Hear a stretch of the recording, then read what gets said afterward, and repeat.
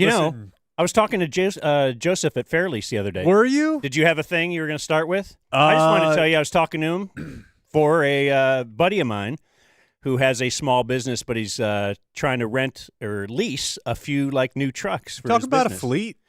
He just said, my buddy's like, look, it's going to be much better leasing. And so, yeah, hooking up a couple friends again, Fairlease, who will treat you fairly at fairlease.org. And if you have a business and you're looking to upgrade your vehicles, yeah, that's what so they're going to lease 3 or 4 trucks from them. A lot of pains in the butt when it comes to running your business. Make one easy as far as acquiring those vehicles. But this applies to you, the individual, as well. You can go to fairlease.org. You can click Request a Quote and then select the Dumb Zone on the How Did You Hear About It page. That's very important. Yeah. They'll deliver that vehicle right to your door, your office. If you happen to be hanging out at a cemetery, they'll bring it there, from what I understand. At fairlease.org, they will treat you fairly. All right.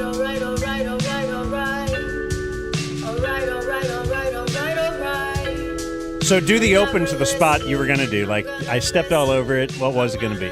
Did you have it all Hey, written out? come on down to Fairlease Text. No, I don't know what to tell you. Other than that's a solid company. Oh, my God.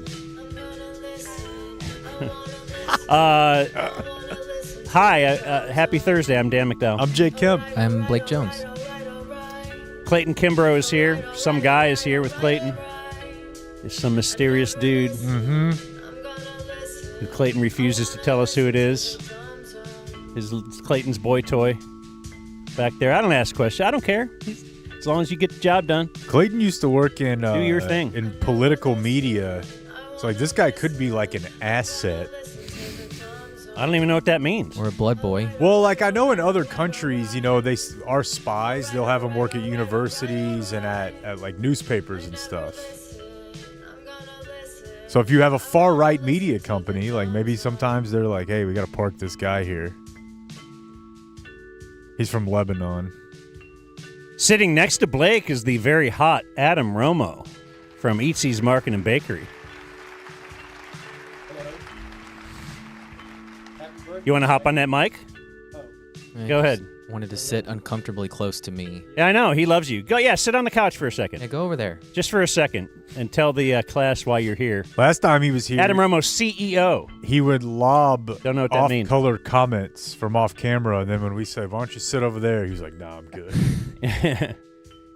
Well, I think it's my alter ego. Yeah. I've got to be very careful about my my public persona. But I'm here to help celebrate the big guy's birthday. how you like that mustache? I loved the John Holmes look. Yeah, what do you think? Johnny Holmes. Do you know who that is? Porn star? There you go. At least the mustache part. Jeez. I can't comment.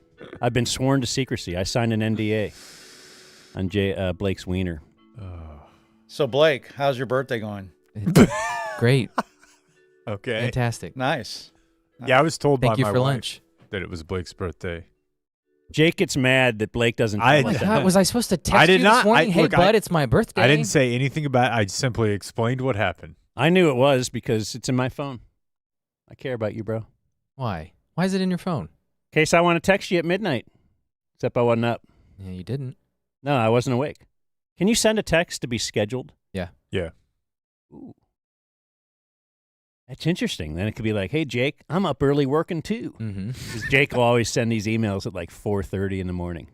I think it was 4:04 this morning. I'm like, what is this guy? It's either get That's it done. beating you, right? You're getting up early. I don't get up that early. Yeah, CEOs are up early grinding. And look at this guy, future CEO. Mm-hmm. It's either I send it and know that you guys are going to make fun of me for it, or I don't send it right then and think I'll do it later when it's acceptable to Blake and Dan, and then I'll forget. So you might get a 404 email. No, I love it. Just catch up. I love it, man. Hold on, I have to do 5 squats and dip my face in ice. Yeah. The birthday tradition, though, continues from Eatsy's Market and Bakery. Oh, we should have showed his cake before we cut it. Yeah. Big mistake. That's too bad. Are we allowed to? Yeah, Yeah, I don't know. It was a weird scene when the cake was delivered. Blake was kind of confused, and Adam Rome was like, "Nah, man, you know who this is." There's a lady on the cake, and yeah, we're just going to keep it at that. She's clothed. You could DM Blake if you want to know exactly Sure. what the I'll tell picture you. is all about. I'll tell the chat. Oh, yeah, that's safe. Yeah, do that. But even though we're in a world where you kind of don't have to worry about anything, you still got to worry about some stuff. That hasn't changed yet. There are things that are back, though, and I'd like to announce a couple things that are back. I don't know if you saw this. It's very exciting. And today we have Cowboys and what are we doing with Jason Gallagher? Yeah, Jason Sarah Gallagher, Hepola. formerly of The Ringer and friends with like Steve Nash and LeBron. He's an anti or a never Nico guy. We've Check in with him. We've Sarah. talked about things that are back. What are some things that are back? John Mustaches. No, Oh. don't put mustaches in there. No? No, mustaches have been back for 10 years and really back from COVID. So Trump can't claim that one. But F slur, R slur, perhaps. yeah. Columbus Day. Columbus Day for sure. A number of mountains and bases have been renamed, but Columbus Day was the best one. We're putting them statues back up. They're right Yeah. now like gluing together Robert E. Lee's face. I think somewhere. you were predicting dodgeball, which I think is a Dodgeball, really that's- good pick. Thank you. It's not back yet, but it is on my list of predictions. I think we keep score in youth soccer. Really? Yeah, I mean it's not a huge deal, but everybody knows this. The referees say the score. In like 6-year-olds. 6-year-old. Like yeah. that's clearly too young for a score. Pete Yeah, I Rose. guess maybe in Europe or something. Pete Rose. Pete Rose is back, bros. Yeah. He's on fire, dude. We've been waiting. I mean, we're 2 months removed from the Trump tweet. I guess we're a couple months removed from Pete Rose dying, which Yeah. brought about the Trump tweet. But he was like, I will see to it that Pete Rose is reinstated and eligible for the Hall of Fame. And everybody's like, what are you doing, dude? You just see Pete Rose on TV and fire off a tweet? Yes, and now he's reinstated. That's what I'm saying. That's what's so funny is whether it was Alcatraz, like it could be anything that just floats through. And he's like, what are we doing with that? I got another thing. Okay, this is a good list. HBO. Yeah, HBO is back, bros. I was going to throw that at you in the news today. I just don't understand. Like on one hand, maybe I've been thinking a lot about people that in my life were like, I think that person's a bad person or incompetent. And then it's like, maybe they were a genius. So HBO Max, it seems like the most failed rebrand marketing plan ever, but somehow every 18 months, I know what they're doing. They've changed it like 4 times now. Well, have you seen him on Twitter? The actual company? Yeah, HBO No. Max. They're leaning into it. Like, take a look at Twitter. Let me see here. Where's Twitter? Let's get off that. That's an adult site. I can't be looking at that here at work. We're in our downtown Dallas Fox 4 studios. Yeah. Sorry, I burped up a little salmon and broccoli there. Ooh, it's salmon burger night, too, isn't it? On your birthday. Have you ever had a birthday with salmon burger night? What a day. Probably 6 years ago or something. No, that's not that unique of a story then. You think Jasmine should know what we do for a living and what time? Jasmine is It's calling okay. me right now. Jasmine does sales for us. I think it's okay to call and leave somebody a voicemail. To call knowing you're going to leave a voicemail. Is that back? I left a voicemail the other day. I don't know, but I don't think it's bad. I would never leave you a voicemail because I would think you would never no, listen to it. we talk too often. But I called Chappie and I left him a voicemail. And dude, let me There's tell a you guy something. who loves a voicemail. He's got an alarm set every day that just says, check my voicemails. Anyway, they're just leaning into it, like really making fun of themselves. Like they're retweeting things that they're saying HBO Max is rebranding again. So they retweeted it or quote tweeted it with a picture. Maybe this is a meme I'm not familiar with. It says, "Oh, let's make fun of the girl who took a risk and put herself out there creatively." Okay. So, like, Yeah. the point is that the social media portion of HBO Max is having fun with making fun of HBO Max. And I think that's a great bit. That is a good bit. We they're saw doing yesterday they a did lot a of the, Superman meme, like the Spider-Man meme, with HBO Now, HBO Max, and Max all pointing at each other. Somewhat funny. Yeah, No? well, I don't know that it's funny, but I think it's good that they're trying to do what they can with it. This is what makes you feel even worse for people like those that work at the Mavs. There's just nothing you can do. Do you know the Like when you're forced to tweet as a brand and everyone hates the brand, that's got to be tough. Yeah, nobody hates HBO. Right, it's just like The- kind of funny they changed their name a lot. No, I give credit to the Mavs social media team for plowing through, but they can't like give a nod acknowledging. Right. But everyone, I look at Mavs Twitter way more often now because I want to see the comments that are like, "Hey, we got the number 1 pick," and then the first comment is like, "F you, fire Nico." Like they don't. That's the way I kind of feel. The one where it's a very famous meme where there's like two kids. I don't know. They look 18 or so At the festival. at a festival, and the girl is like yelling something at him, and he's just looking all real beaten. There are 2 or 3 of these out there. One of them is the guy at an Astros game with sunglasses on talking to the hot. Yeah. He's into her He's ear. he's mansplaining Yeah. Oh, stuff yeah. to her, There's but now another this one is of the a guy in girl the club. Yeah. yelling at him, and he is disinterested It's- as she's yelling, HBO is a premium cable network. Max is a streaming service that houses content from many brands, including HBO. All HBO series stream on Max, but Max series do not air live on HBO. Both are owned by Warner Brothers Discovery, which plans to rebrand Max back to HBO. It's funny. And they're leaning in, like I said, I like it. Yeah, that one's funny. You called this from the very beginning, by the way, because as I checked the time capsule on April 13th, 2023, Dan predicts Max will be changed back to HBO Max. What day? April 23rd? April 13th, 2 years ago. Wow. So as soon as they said, hey, we're changing to Max, you said they will change back to HBO Max. Good call. Hey, thanks, man. It's an oracle. Speaking of that, if we're doing callbacks, Drop Beth did it again. She found us talking about whether we would think the Mavs lottery or the NBA lottery was rigged or not. If the Mavs became the flag capital of the world. So I I like it. Do you think they'll lean into that one?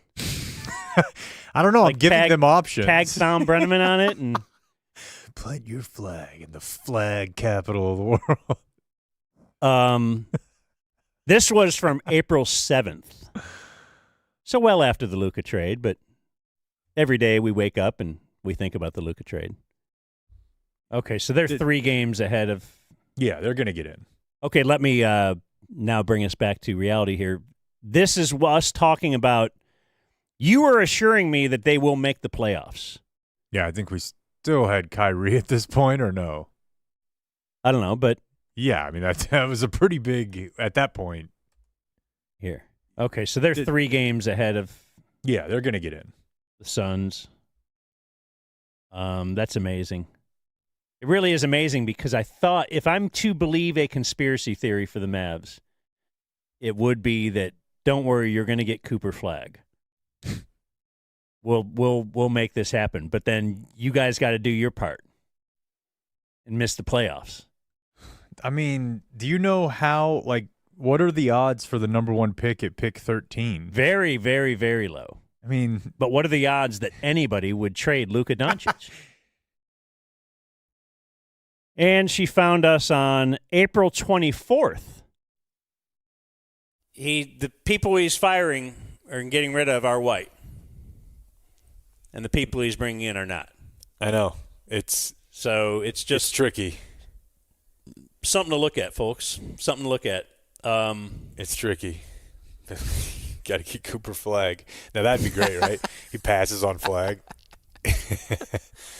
That's the only way I'll believe this is an NBA conspiracy is if they get the number 1 pick. That'd be cool.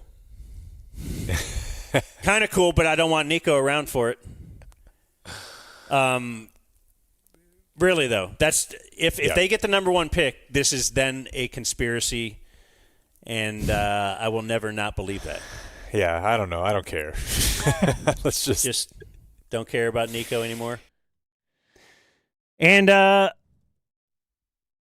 predicted that that's how I would feel, and I do feel that way. Yeah. I'm still not on board. I just don't want good things to happen to Nico. We were in the car yesterday doing some promotional video. Oh, by the way, for the Dumb Zone generic summer event, brought to you by Qualis Roofing. Wow. How about that? We have a presenting sponsor. Unbelievable. They are presenting it, and they are sponsoring it all at once. Get you a roof and come on out to the Dumb Zone generic summer event June 7th. Prophets and Outlaws. They got a new album. Go check that out. Grady Spencer in the work. Funny man Jimmy Nelson. Where is it? Because you had to say the line 100 times yesterday, and then you kept messing it up. The You got it? local shacks at Austin Ranch. Okay, you were reading. The local shacks at Austin Ranch. That doesn't count. You were reading it. What are we counting towards? I don't even know what we're. Anyways, Just mark down that I'm winning, Blake. You're always winning. and I think that's crazy because that first one you said was in April, and Kyrie was well done by then. So I'm very surprised. I thought they'd still make the playoffs when Kyrie was done. Didn't the season? What'd you say the first one was from? April 7th. Wow. But remember, the Suns were reeling. Yeah, but It did. The wind was blowing in a certain direction, but fail by me. I was thinking about the Mavs last night and getting mad, so I guess we'll save most of that for Jason Gallagher. But I was listening to like the Low Post. Zach Lowe was in the room when the lottery happened. I've read a lot about how the lottery works. Honestly, previously, I can't tell you that I knew.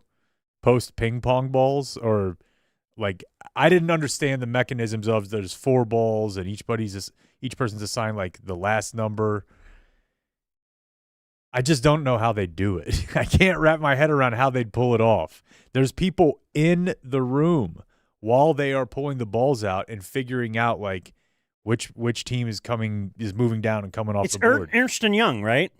And they would never do anything. That was a very funny Twitter thing yesterday. They would never do anything. Ernst & Young of fraud? They were absolutely not. They've been investigated by the SEC. They would never do anything nefarious. Paid tens of $millions in fines. But even if if you're thinking you're going to have a tough time convincing me that some, corporate asshole company can do cheating, they do cheating. I know they do. What I'm saying is how. How did they do it? And then, like our physicist friend has been emailing me saying this is not as unlikely as people are making it seem. You see a 1.8% chance, and you think like, oh, well, that's a one. But I think his point is that taken in sum, you were saying yesterday, like, look, if you can't just say like the lottery 17 times, he's saying that over time, the expectation if you participated in 17 lotteries that you would win one of them, even if it was 1.8% every time, which it wasn't, is roughly 25%. I'm going to believe him.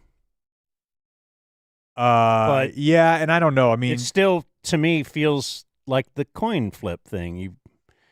Every time it's 1.8%. It doesn't change the next time you do the ping pong balls because it's now 1.8% again. But I suppose if you add them all up, yeah, I don't know. In a way, I've read his emails and I think I understand it, but then I don't. But the point is, I don't know how they do it. Even if it were a 50% chance, but they wanted to make sure of it, I don't know how they'd do it. But I still think they did it. Me too. Hashtag me too. Is That's that a back? good one. Yeah. Hashtag me too is back for me agreeing with Jake.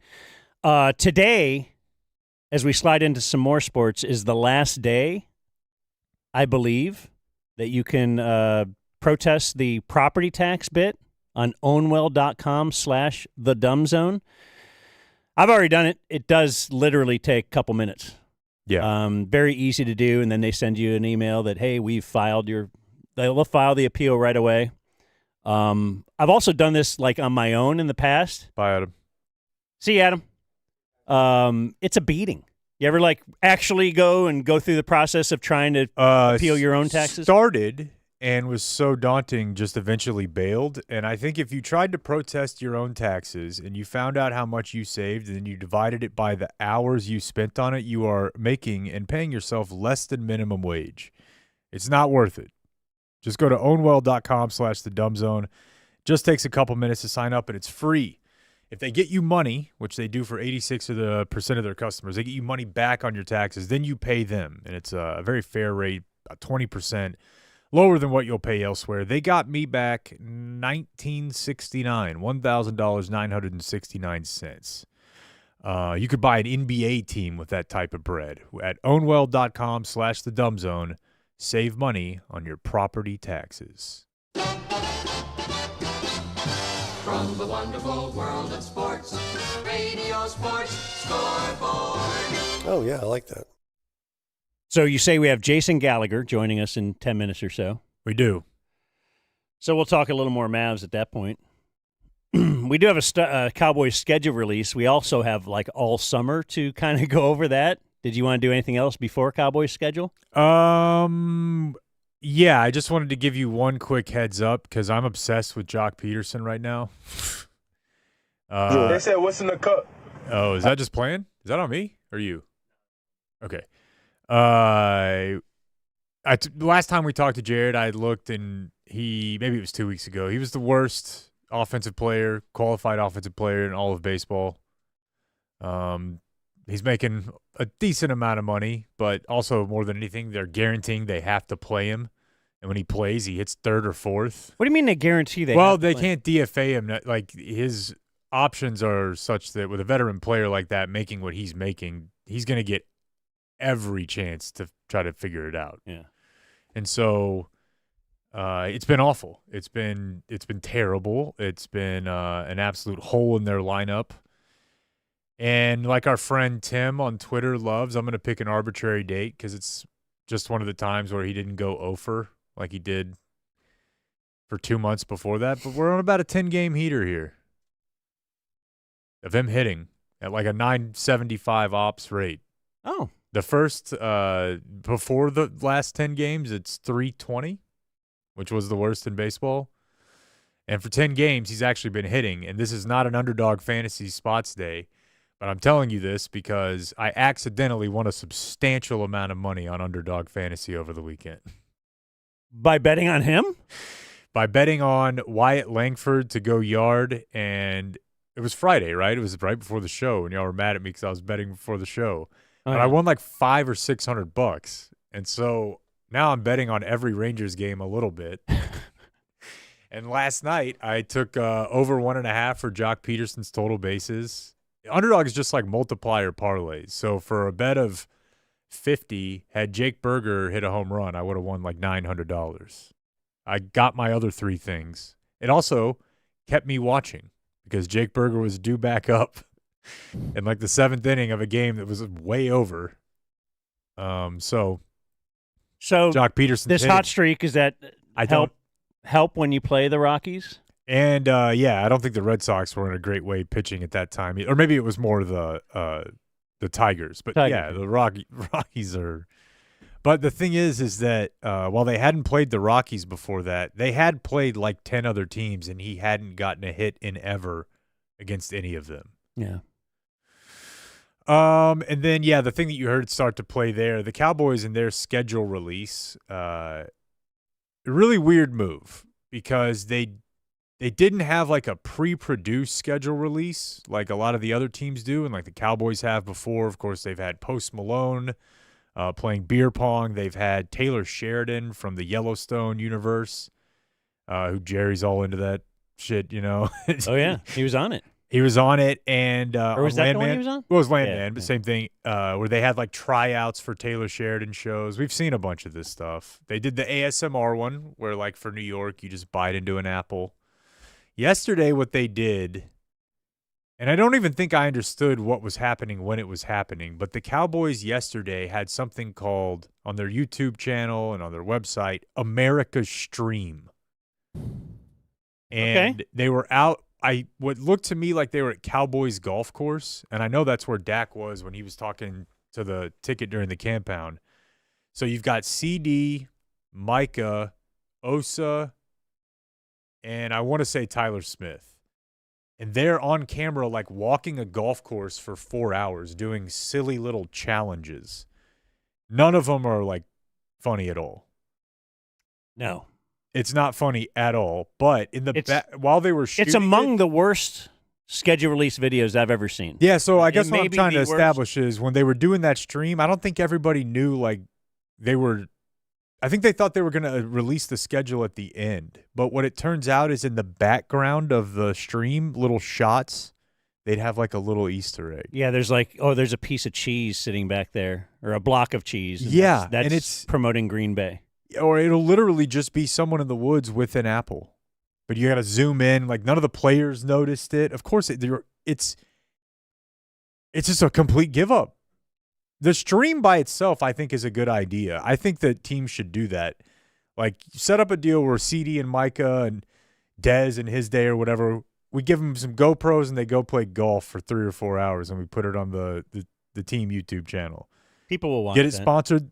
People will watch that. Wonder if we could do that with you and Chappie this weekend. Can you YouTube straight from a GoPro?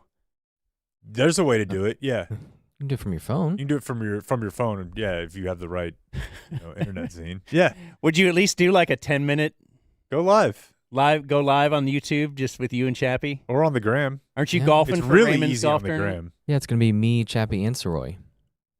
Did you get some listener to join you? No, we didn't. Really? Mm-mm. Oh, unbelievable. I got emails from – you didn't see those emails? No responses. All right. He's joking now. Okay. Yeah, so I don't think I knew during the stream or whatever that they were building towards this, but they did, and then it's like, here's our schedule release. It's very lame, honestly. So much so that they released another one this morning. It's like even more of kind of a give up. Oh, that might be the one I've seen then. Just a 2-minute, 2.5-minute The version? 2-minute one is where there's somebody sitting down and there's somebody above them in the film room, and they're making a noise like, Okay, no, I And didn't. somebody's That's the like, new one? Falcons. They're like, no, Eagles. Yeah, that came out this morning. Oh. But I don't think that's good either. When's the last time you did something at work where you're like, I definitely crushed that, and the next day you were like, maybe a little more?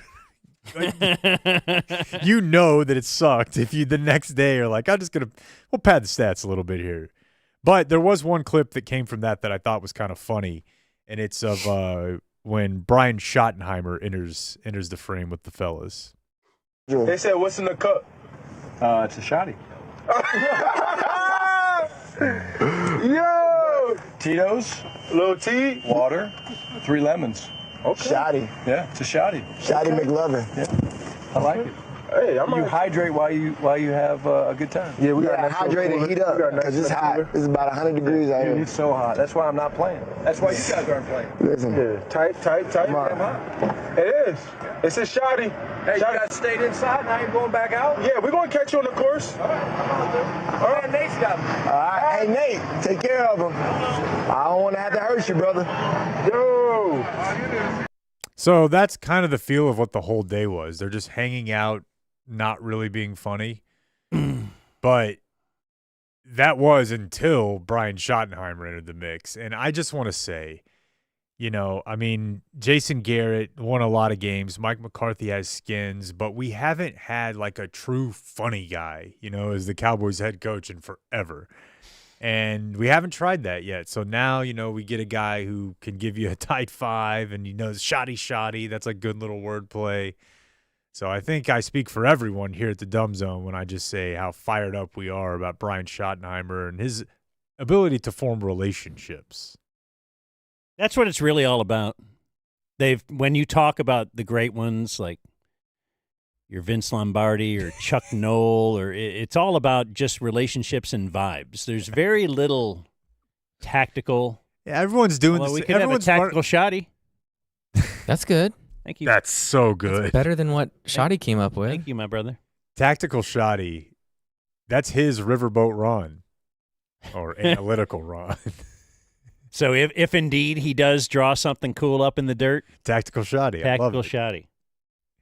Yeah, but he doesn't need to, though, because he's got, capable, long-time storied coordinators like No. Clayton Adams. No. Run game coordinator, Arizona Cardinals. So, I mean. He can't always reach deep into his soul and summon the spirit of Marty. That's what's so strange about this, is I feel like you should be willing to give Marty's boy a chance. Yeah, Marty never went to the Super Bowl, let alone won one, and What about the game before? he's kind of a Settle for he's kind of thought of like, for instance, when he took over the Browns, he really wanted to run the ball, Blake. So he loves running the ball. That's when they had Kevin Mack and Ernest Biner both go over 1,000 yards. So he had 2,000 yards rushers. They didn't need to throw it downfield. I respect that. Let's get back to the basics.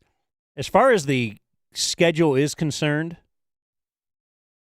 certainly we are working feverishly behind the scenes to come up with our live stream broadcast schedule.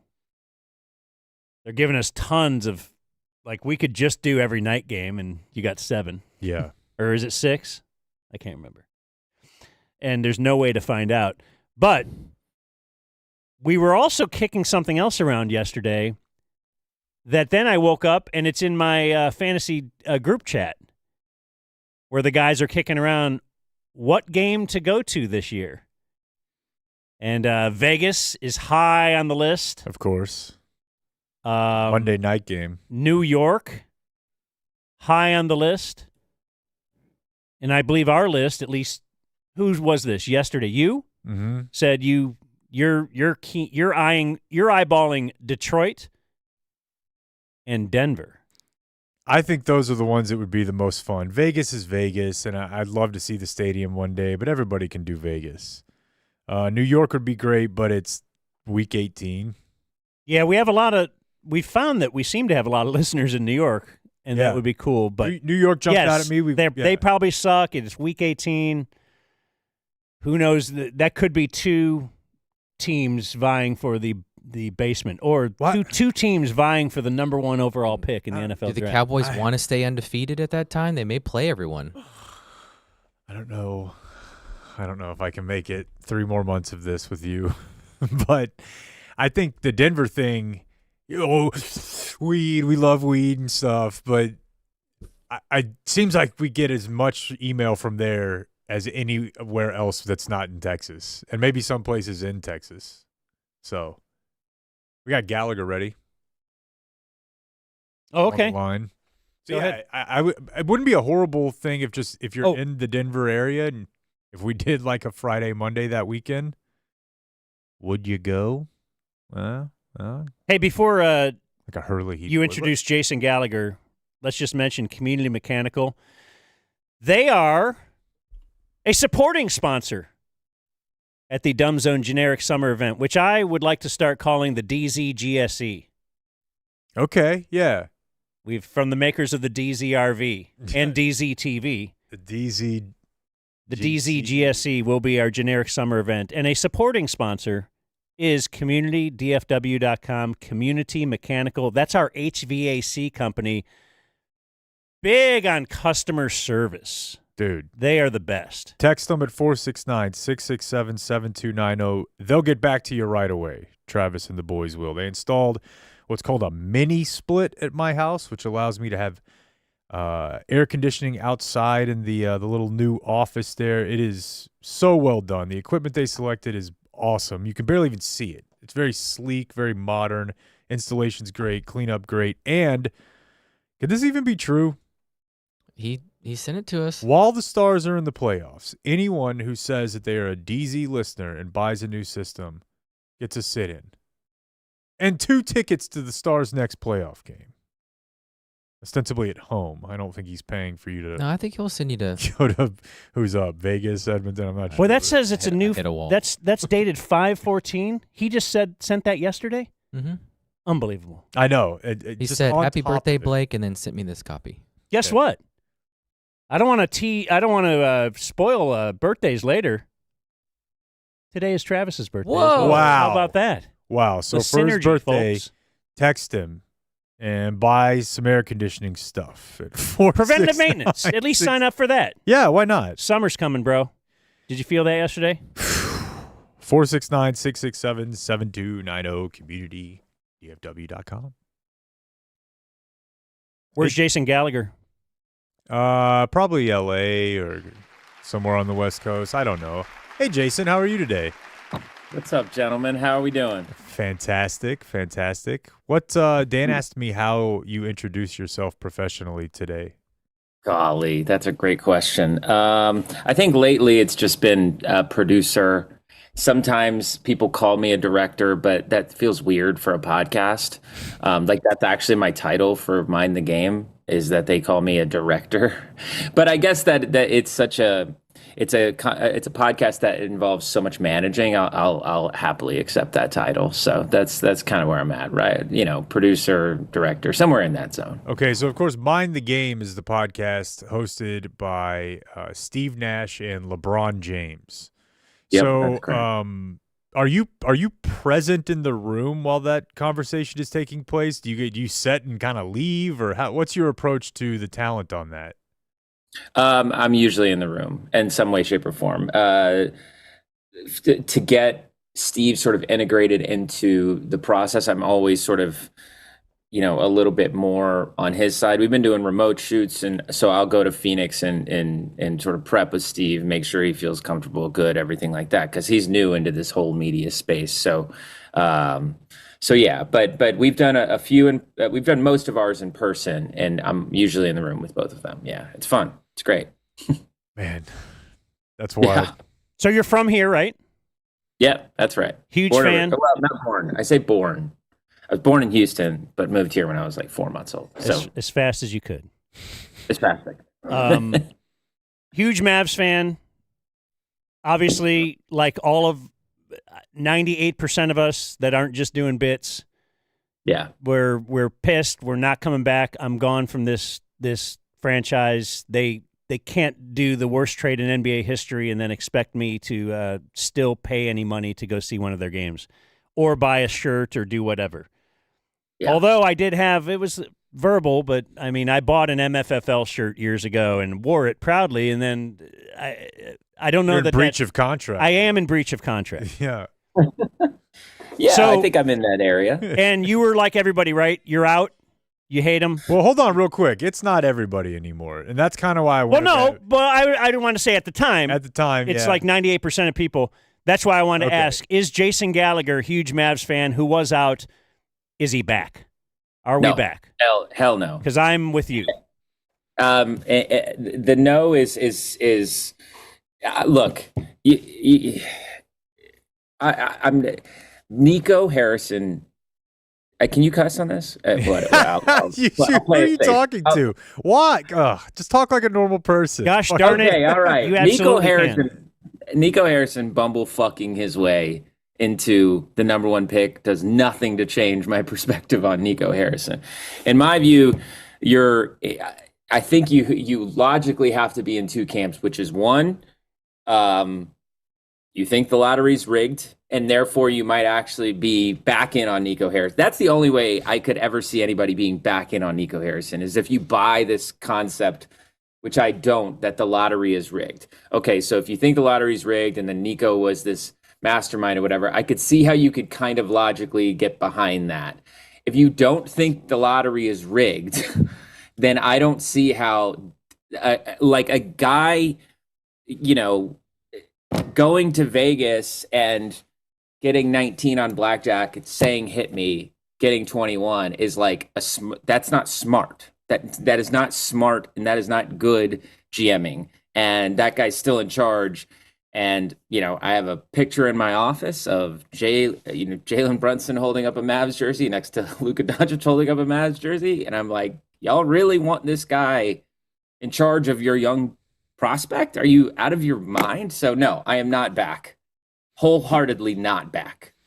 Yeah, in a weird way, this is why I wanted to have you on, is because you're much more a part of the hoops world than I am or we are. We're kind of spread out. I view you as like probably the most prominent national figure that is a Mavs fan. Like there's like Nick Wright or guys who are like, hey, I think Luka's this or that, but Jason's a Mavs fan. I just wonder, it seemed to me like based on your social media, a lot of people were giving you shit about that. Like not even just like 10 follower fans of like, oh, you're just out. Like a lot of people almost seemed hurt of like, we're losing Jason Gallagher. Like that, it seemed like a lot of people didn't understand or couldn't believe where you were coming from. And I experienced a little bit of that myself. Yeah. Yeah, I mean, I really do think that the situation is extremely unique to Dallas, and it's really hard to explain, I think, sometimes to people outside of Dallas, in our sort of generation. Like there's kind of a window of people that have a very specific relationship to the Mavs organization. Obviously, it's professional sports, and there is no real loyalty. Like anyone with half a brain kind of knows that that's the truth. But Dallas, somebody told me this that I thought it was really smart, which is like in pro sports, the best way to win people over is to be able to tell a good story. Dallas had been fortunate enough to fall into this amazing story and build this narrative along with their fan base, which is, we have these figures and we build around them and we trust them and we go through the lows with them and we continue to watch their journey, and the fulfillment comes from seeing them reach the mountaintop despite all odds, right? And again, I would venture to say most fan bases don't have that kind of perspective. Like if you're a Miami Heat fan, you don't have that perspective, So, but that's very unique to Dallas. It's very unique to, again, our generation of fans. So that's sort of where it all sort of stems from, is that you really broke something that was like really crucial to the heart of what it meant to be a Mavs fan. That I'm not sure even results, like on-court results, can actually fix. Like somebody was like, well, what if he's right about Luka? It doesn't really matter to me if he's right about Luka in some ways. Yeah. Because of you have so many stakeholders that you just completely gave the stiff arm to. And so I can almost understand why people don't understand, but but that's how being a Mavs fan, especially, early aughts through 2011 and after the fact, is a huge part of my sports fan identity. Massive. Like, y'all, like that's why I work in this industry. I mean, my first entry point into the industry was a musical. Like I went to Second City in Chicago, wrote a 2.5 hour long musical about the NBA lockout. That was partially inspired by the fact that Mark Cuban and Dirk Nowitzki couldn't speak to each other at the ESPYs after they won the title because of the lockout. And I was like, oh wow, this is like Romeo and Juliet. And that's what made me go, okay. So I started to write this thing. Like it formed so much of who I am that it was such a fucking insult to like years and years of being a fan that I was like, you know what, I'm out. And by the way, guys, I live in Oklahoma City. I live 5 minutes away from the arena. And again, I'm starting to see the pieces of what they're building here. But the one thing I know is that like Sam Presti has a deep, deep respect for his fan base. Like deep. I know it for a fact. That to me matters a lot. So anyways, that was a really long-winded answer, but that's where I just feel confident. And I if people don't like it, that's totally fine. But yeah, I'm still out. Do you subscribe to any conspiracy theories? I really don't, but they're becoming harder and harder to defend. Yeah, that LeBron clip from McAfee was making the rounds again the other day. Which one was this? Well, he's talking about the lottery, the lottery, and how coming out of high school was so important to him, basically just not to be an F up, and how important that was because he was going to Cleveland or staying near home. He's like, oh, so Cleveland has the #1 overall pick. Oh, okay, that's interesting. With me at the top, like I understood the assignment. He made it sound like he feels in some way like the league made sure he got to Cleveland. Now, the Cavs also had like a 20% chance at the 1-1 that year, tied with someone else. But that still means there was an 80% chance they wouldn't, and they did. He also mentioned like Chicago and Derrick Rose. Chicago, Derrick Rose. And I didn't realize at the time till TC was telling us that Actually, Chicago had a minuscule chance that year as well, and Derrick Rose from Chicago, all of a sudden, they Yeah. were down since Jordan left, and So I don't know either. It's like you said. One of my least favorite things, by the way, which has been a huge internet thing, is like I just the people that are like, you're telling me Ernst and Young would do this, and I'm like, guys, I don't think anybody. That's like the worst offense of all of this. Honestly, but I will say I think there's the reason why this is a little bit of full circle for me. The reason why I don't buy into it is because I have no faith that human beings can keep a secret, and that many human beings can keep a secret. That's kind of where it all stems from. As somebody who's sort of like has been a little bit on the other side, like so when we started Mind the Game, like it was a very pure thing. And then JJ Redick gets hired as the head coach, and everyone is like, "Oh, well, that clearly was the plan." And I'm like, I swear, now that I'm on this side, like you have like so many people just like things just shit happens. Like I have no other explanation. So that's probably a little bit why I'm just like I don't think it's rigged. But I think the fact that there is 0.000 good explanation for that Luka trade, that's what informs why so many people are like, this one's rigged. You know what I mean? Like, it's the only explanation is, well, I guess the NBA really wanted Luka in LA. Yeah, and I mean, if nothing else, it's taught me to fully just embrace the sports black swan event, because I would prefer that Nico be relieved of his duties. That would be insane. But now I rule nothing out. There's nothing that could happen in the Mavs front office or anything that would surprise me. Just look at the last. You think that would be insane? You think that would be insane? I don't think it would be. Insane's not the right Nico? word. I don't think it would be insane to do it. I think it would be insane if it happened. Just the way that people are talking right now. I mean, I've conjured up a series of events where I think Patrick Dumont could pull this off and come out looking humbly, like somebody looking for a fresh start, and people desperately would comply or quickly comply because the 1-1 makes it that much easier. And the Cooper Flag thing is interesting because he's not going to be viewed as a Nico pick. He's such a slam dunk that people will be able to disassociate a little bit from Nico and throw themselves fully behind Cooper Flag. But the problem I have is next summer, after I've watched 75 games of Cooper Flag and I know a lot about his game, and I find myself getting excited about it, now I'm going to be like, boy, I hope Nico Harrison can go out and kill it this summer and go get him, a combo guard. And I'm never going to be able to do that and feel good about it. I'm just not. But I've said, I'm happy for a lot of my friends, people that work there, people in the Metroplex.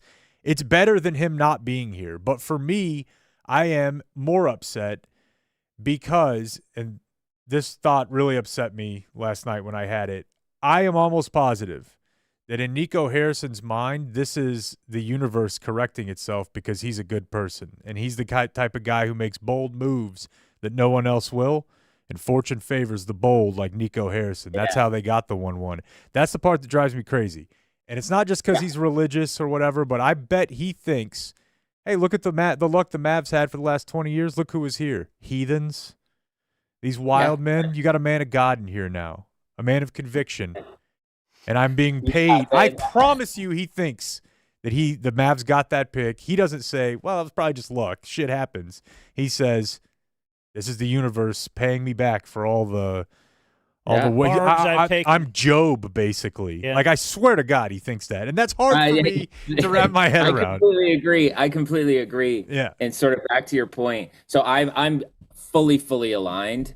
And it's funny when you talk to anyone outside of Dallas and you're like, yeah, if this is their perfect opportunity to get rid of him. And they're like, what? And I just say, like, all of the stuff you just said is exactly what I would say. And the only thing I would add is the only thing I disagree with is that I think that Cooper's going to be attached to Nico's timeline in a way that I think is really shitty and unfair to his development, because he is 18 years old. And now a lot of these Mavs fans that are like, I told you, like, whatever. You told me what? Yeah. There are Mavs fans that are doing that. And I would say that I don't know if it's right to think that Cooper Flag can save this 2 to 3 year window. I'm not sure because it's still a bridge built on rickety sticks. In the way it was at the end of last season, like it's still that same thing. And so, if it, as you said, I think it's an opportunity for Patrick Dumont to do the right thing, not just from a fan relation perspective, but I also kind of think to be able to build around Cooper Flag on a timeline that actually makes sense for him. You know what I mean? He's playing with aging superstars and with a GM who has a mindset to win right this second.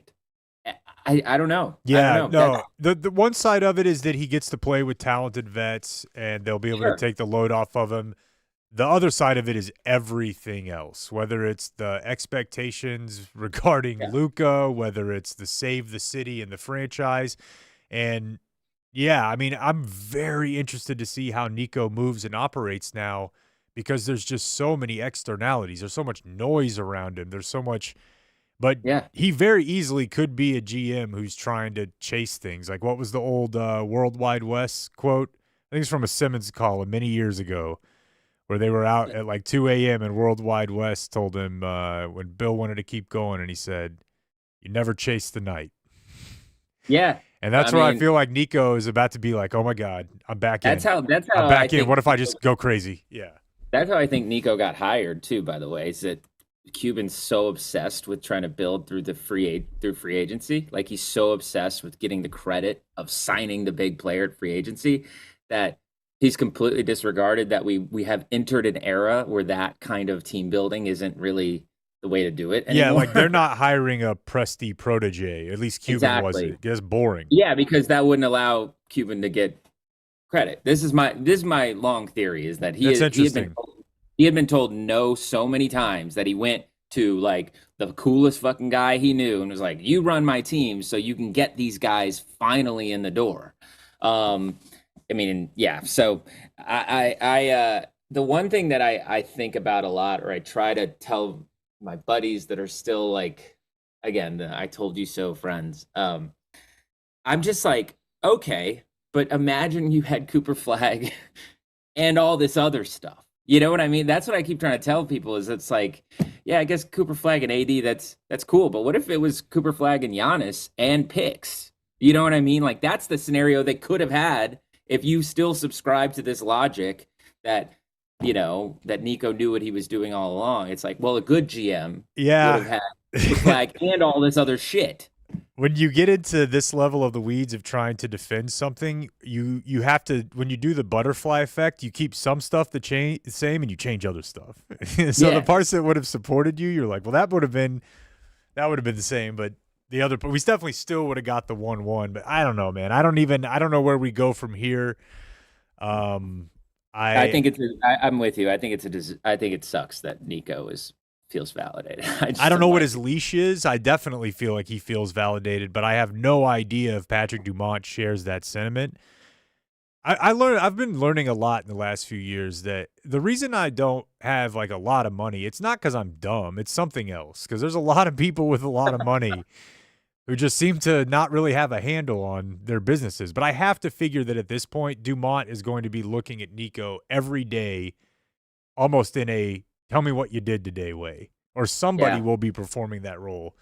I think Rick Welch is going to have a lot more of a handle on things. And by the way, some folks that I know who know Dumont and have sat with him and have talked with him, they say he's not a stupid guy. Like he's not a dumb guy by any means. I think this was the absolute. When it comes to basketball, he might be dumb, by the way, but this is an absolute just perfect unfolding of events that happened to where, you know, he just trusted Nico and that was it. And I think that this whole scenario, I think what's going to be really interesting, and I'm curious what you think. Do you think there's still going to be fire Nico chance next year? For at least one game, because I'll be there, the Laker game. But in general, no. I think you don't think so. I think there'll be a smattering of them, but I mean, you know, even the Laker game I was at, it was obviously, you know, very, very vocal, but you'd be surprised how many people who have season tickets, maybe you wouldn't be surprised, that are just like, this is what brings me joy. and I'm not letting anybody stop it. And that's what a lot of my friends have said to me. Don't let him be the thief of your joy. It makes perfect sense, except I can't enjoy it and it be joy. So it doesn't, you know what I mean? I can't. I would do it if I could. I would do it if I can. I wish I had a much, I wish I had a much less personal relationship with basketball than I do. And if I did, then maybe I would be like, who gives a shit? But there'll be some. There'll be some. And my theory, because I was at that same game, and my theory, it was pretty loud. My theory is just like any big loss, it will result in those chants. And I'll be very curious to see if he's able to even still sit in his seats, all that other stuff. Like all the stuff that when you say it out loud, you're like, this feels really obvious. If the GM can't sit in his own seats, then maybe we don't keep the GM around. Can't do a press conference. Yeah. Well, like what are we doing? I definitely think, we've talked about, you have a theory on hiring Nico, but we've talked about that he wasn't hired to be the GM. He was hired by Cuban. Cuban was the GM. So when Donnie Nelson, Cuban was the GM. But Donnie Nelson did a lot of the stuff, Same with Jerry Jones. He's the GM, but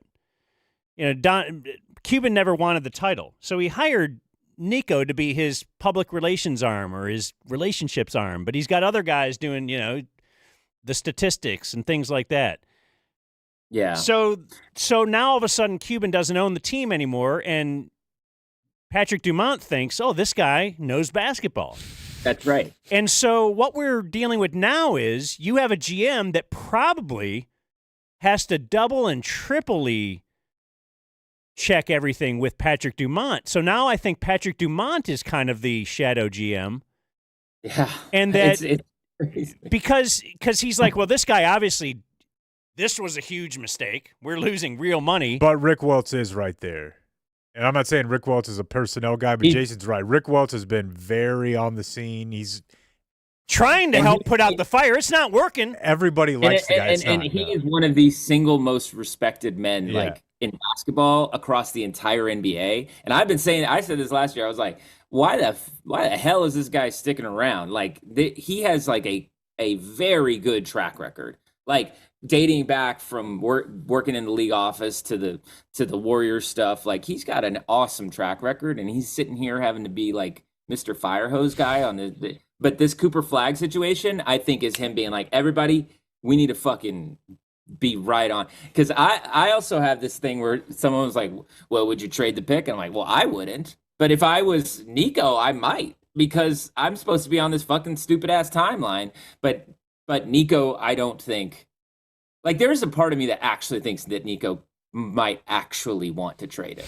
But no one around him is ever going to let that happen. He's American, though, but he's white. So I don't know. But he just wants. Did you guys see the tweets that were like, the tariffs are so bad? Yeah. Mavs had to go domestic with the whites. Speaking of tweets, though, yeah, you're right. Rick Welts is now the face. Yeah. Because they're putting out a tweet of Rick Welts coming home, and everybody's cheering for Rick Welts as he walks in the door. They wouldn't do. I would love them to do that with Nico, but they can't.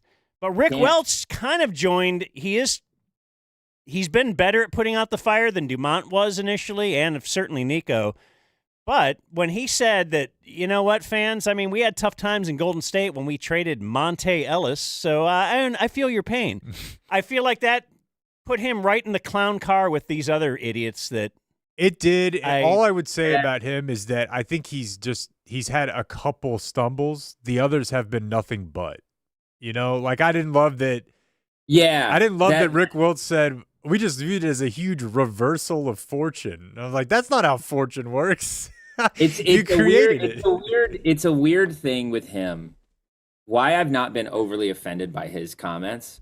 It's exactly right. It's like if you watched his actual whole presser, like 90% of what he's saying is like pretty normal, I would say. He says some things like that, but that I think are his way of like an extension of like, fans, I hear you a little bit. And it comes out clunky. The Monte Ellis thing, like I weirdly didn't get crazy upset about because it's obviously not a 1-to-1, but I remember that I remember that moment, and I remember how how hated that organization was. And so I could kind of see a world in which you go, I've seen fan vitriol like this. You know what I mean? That's always going to come out clunky when you try to relate to fans and you try to say, hey, stick with us, blah blah blah, because it's openly acknowledging that they broke a code. You know what I mean? Yeah. And I think Rick Welts fully understands that they broke a code. I think Rick Welts, if he had any knowledge of the situation, would be like, you cannot do that. I mean, I've spoken to people on the Lakers that are like, yeah, like Luka's a superstar. He can be difficult. Whatever. We're fucking getting rid of Luka for right. way. That's no part way. of the game. It's part of the game, and it's also like an automatic competitive guy, even out of shape. Like all of the bullshit we read and see, and all of that stuff. It's still he was still in the playoffs. It still came down to the wire. He's always going to be that kind of guy, at least for the next few years, that if he's on your roster, you do have a chance. And there's only like 5 guys in the entire NBA where that's true. Dude, that's the thing. If you can do that, be like you're either LeBron or Oscar Robertson or whatever. You're doing all that you're doing, leading the entire NBA in playoff points, steal, every stat, right, last year. Yeah. If you can do that as a fat tub of goo, imagine once you stop eating McDonald's fries on the way home and all it, like every 28-year-old or so does, like Dirk, our hero, all of our heroes. He admittedly, I mean, look at Dirk's. Look at those pictures of him drunk with Nash. They would have traded Dirk. Yeah. Absolutely. He was not serious. Man, he was not the hardest worker. I'm not saying that all stuff kids didn't except bother. LeBron. Yeah, except LeBron. I'm not saying that stuff didn't bother Nico, but ultimately it didn't matter. Those were ways in which he wanted to exert control, and that control was not landing. Right. That's all it is. Now he's got an 18-year-old. He's got a guy who he wanted to be in charge of, who was in charge of him. He got pissed off. The first column I wrote after this all happened was right after I'd finished the World War I book, Guns of August. And my positive spin was like, when people used to fuck up like this back in the day, like 20 million people would die. Like when some guy was just like, God, I hate that guy. I'm going to do something wild, and I'm not even going to tell anybody about it. And then if some guy hears, he's like, you better not do that because a bunch of shit is going to go wrong. They just did it. Now it's just wrecks our fandom. Let me give you one more thing on the Rick Welts social media post where they're all clapping for him, and then he says like a bad joke, and everybody's like, it was the Mavs. Yeah, it was the Mavs facility. So yes, they all were told this is a mandatory meeting. The Mavs employees. They can't get enough like.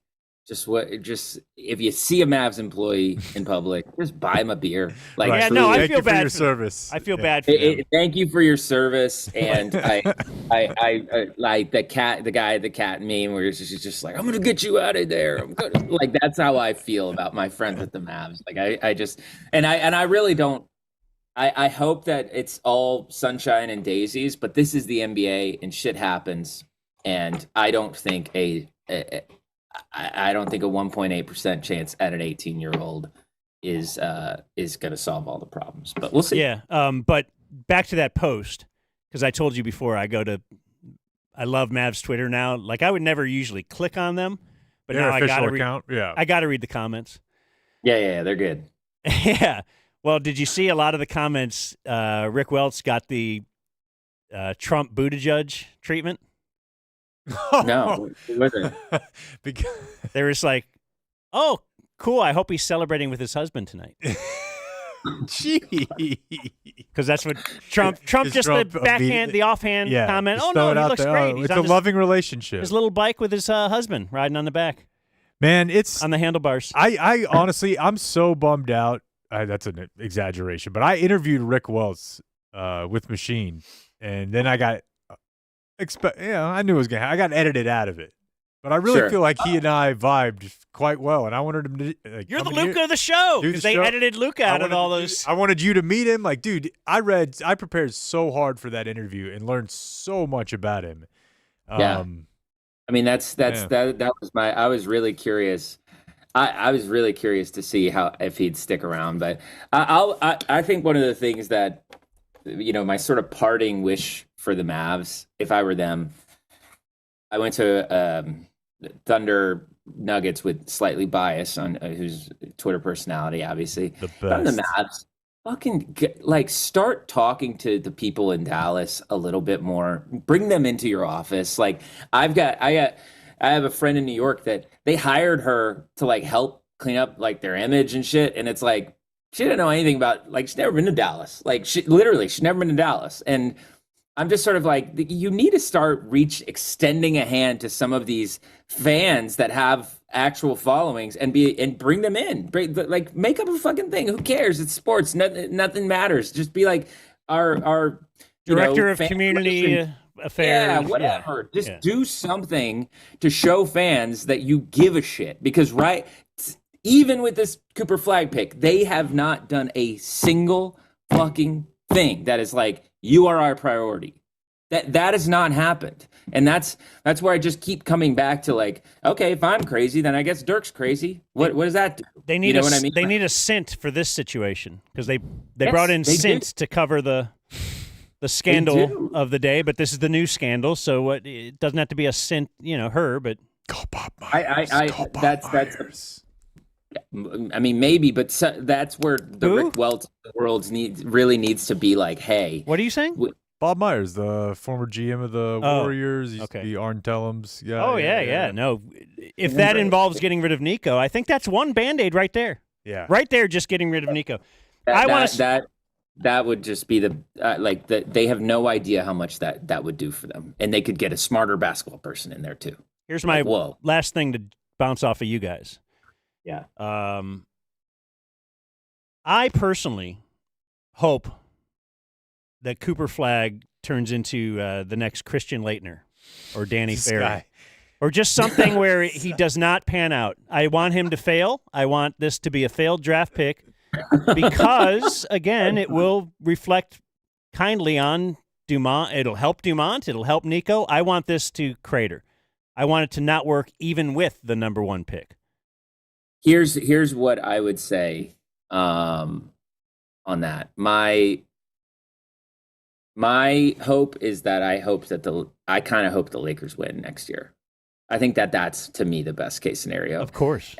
I have heard from folks that are pretty honest about the conditioning stuff or whatever that Luka has already begun to clean slate, starting anew. This is the most he's already in this mindset of changing a lot about himself. Now I've heard it before, but not from specific people that have been critical of him.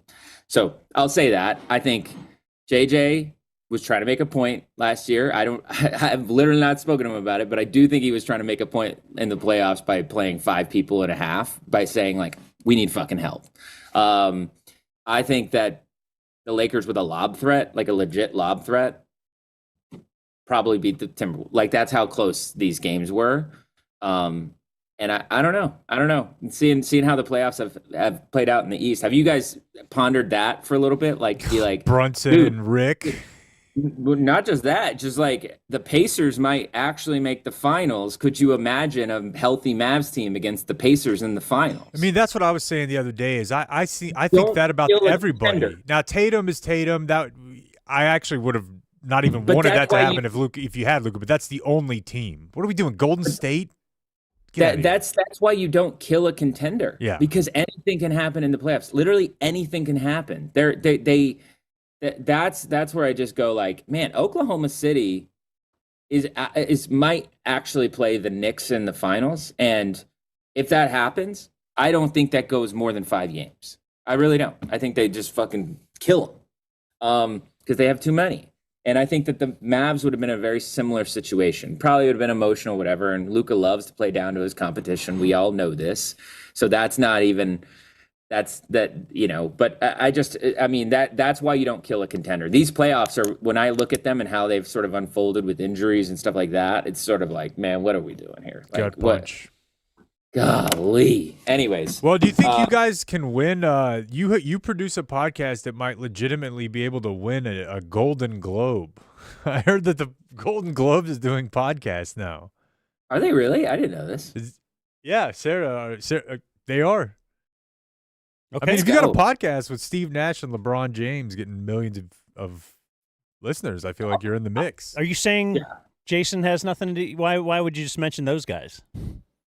I said if Well, you're doing a podcast with, Yeah, I don't know. and then I listed. No, it definitely opens the door. But hey, I heard the Golden Globes are rigged as hell. Yeah. And all you got to do is go hang out with them for a little bit, and they'll give you the award. Y'all, I am open for lunch, whenever you need it. I will show up. I will FaceTime who you need me to FaceTime. Oh, let's see if I can get LeBron. Meanwhile, you just have the whole thing planned. You're like, please answer right at 4:32. Yeah, Mr. exactly. LeBron? I would what's an E? What do you replace the EGOT? Well, I'm just thinking about it. I want Golden Globes. Tony. I would love to win a EGOP. Golden Globe. EGOP. There we go. That's what I'm going for. Has Nash anyway. told you that Dirk hates the Mavs now? He's not said that. Not directly. He has not said that. He has not said that. No. Well, you can follow Jason Gallagher everywhere on Twitter. He wrote Hallelujah. He's great. He's on that wall. The reason why I love this show is that you guys just let it rip. And so the one thing I wanted to let it rip on, and this really informs a lot of everybody has their own personal story, relationship, whatever with things. So Hallelujah is a huge reason why I've been a little bit annoyed with the Mavs for my last few years. And so there were these. So I'll just tell you a story. So I wrote Hallelujah. A few days later, the Mavs asked me and Isaac Lee, who sings the song, to come out and perform the game or during the game. So we did. On our way out, they were like, "Can you give us some assets that we can flash around the arena while you guys are singing and make it a whole thing?" I was like, "Great, yes." I at the Ringer created all the graphics, did all the video, did everything. So it was just all on my laptop. So I sent it in to them, performed the song. Fantastic. Things went great. The next Mavs game I go to, there are Hallelujah t-shirts being sold everywhere, and the graphics are still flying. Every time Luka hits a three, they flash Hallelujah graphics across the entire arena, Jumbotron, the thing that goes around the whole thing. And they did that the next year, and then the next year, until the day they traded him. Every time he hit a three, they flashed my Hallelujah graphics. Now, that is what it is a little bit to me. I had a couple friends that tried to make a stink about it on Twitter whenever and I my response to all of that was basically like, hey, my favorite team's using my stuff, whatever, it's cool, right? The thing that bothered me was that they basically took it without asking, and I would have to like beg to be like, can I come to a game sometime? And I would ask for tickets maybe like twice a year, but it would be people being like, I don't know. Here, let me send you to this guy and maybe he can. But meanwhile, I live in Oklahoma City, and they're like, you get 2 free tickets to every playoff game for all eternity if you want. And I'm just sort of like, this is what I'm talking about here. And I know that's like a very like privileged point of view, but I am like, they outright took my shit and didn't care. And it's like the 15th time they had done that to me in the past. And I never raised a stink about it. I never did anything. The only thing I wanted was like, if I wanted to come, could I like sit in the 300 section? Like, I'm not even kidding. I didn't care. And they were just like, no, we can't really do that on the record, but maybe talk to, and it was just such anyway. So whenever Hallelujah, whenever they traded him, I just packaged the assets and sent them to the Lakers. And said, there you go. Mavs don't own this. They will pretend they own it, but they do not own it. You guys need to go do it at Crypto with an updated Jason's version. 10 minutes long. All right, bud. It's so good to catch up with you, man. Look up Jason, follow his work, does great stuff. We'll talk soon, man. Thanks for having me. He's colder than a tall glass of kombucha. Hey, Sarah. Hi, is this on? It is. Sarah Hepola's here. I can't hear it. No. Hi, Dan. What are you doing? Dan, do you not like texting? Why? Did you text me? Oh. It's fixed. Jake fixed it. And then he turned it down so low I Did you couldn't hear sext it me? again. Well, I didn't sext you because we didn't really get far enough. But what I've noticed Dan is doesn't that text. that's what I'm waiting for. Mike doesn't text either. Like whenever Dan texts me, I'm like, uh-oh, is Jake in rehab again? Have you ever have you ever sent a picture of your cans to somebody? That's Yeah, sure. Jeez, dude. Yeah, sure, what? 100%. Oh, 100%? Yeah. I just didn't know if they'd fit in the frame. Oh, I'm trying to God. give you a nice compliment there. Isn't that a compliment? I don't. Yeah. Boy, I back mean, in my day, I just hugged. it I hugged is, everybody. But it at the felt like office. you went a really long way Nah. for We're just having nothing. fun. Yeah, I feel icky. Have you ever sent a But it's too picture big of for your the camera. junk? No, No, I haven't Would had- you? no, Like, what if it was like? because Your you would have to dream girl. zoom in. No. Could you do a zoom out?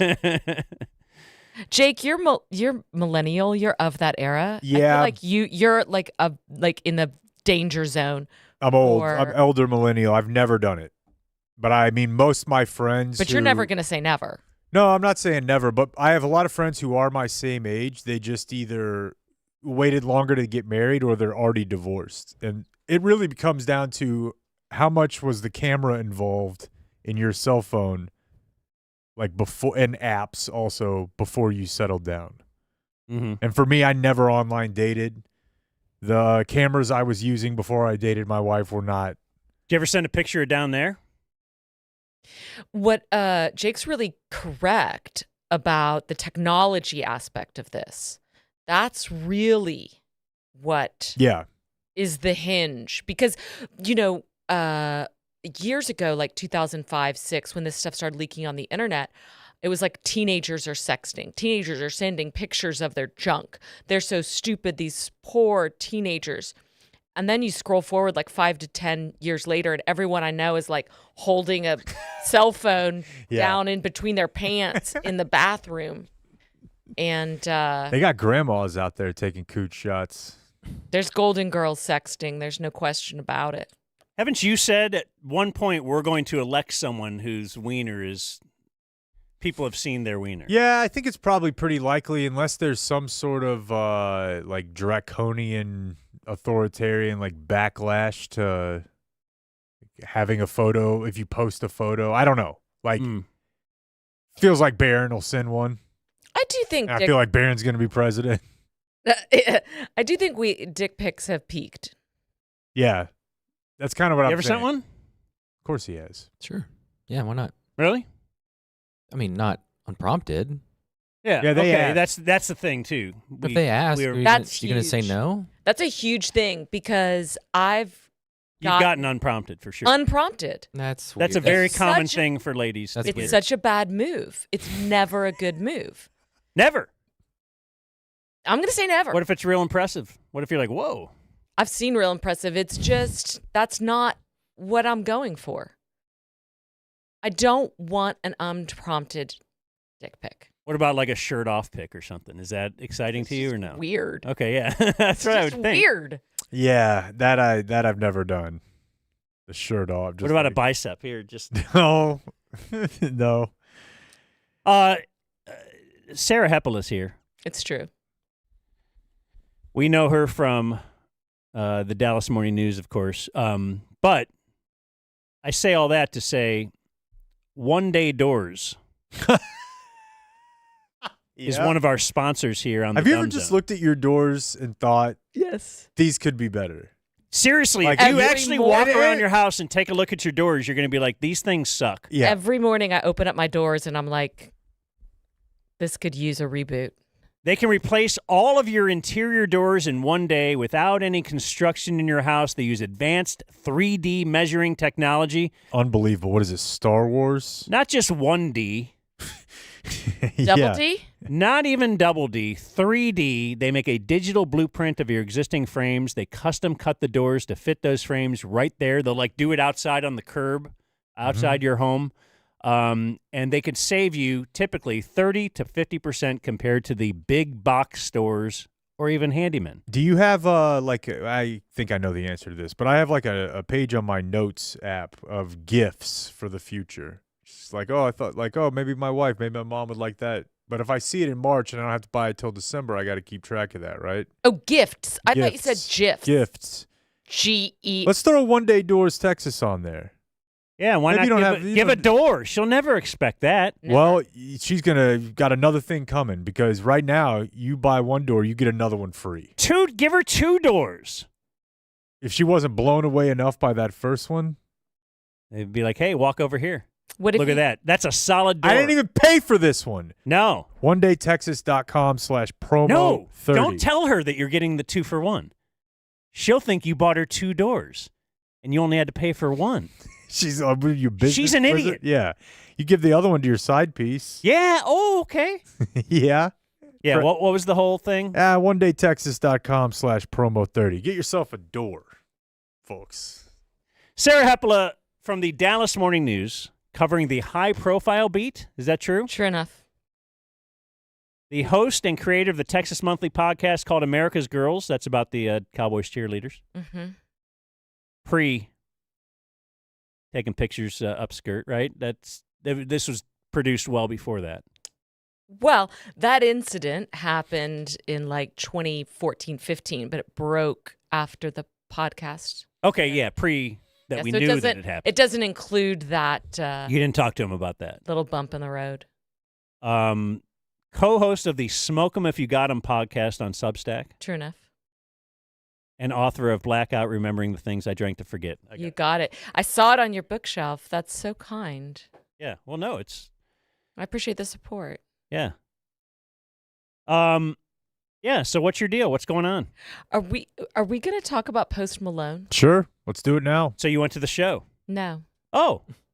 I wrote a story about his early years in Grapevine. Because he grew up. Wouldn't going to the show enhance that story? Like, hey, then I went. No, to the because show. it was a preview story, so it had to come out before.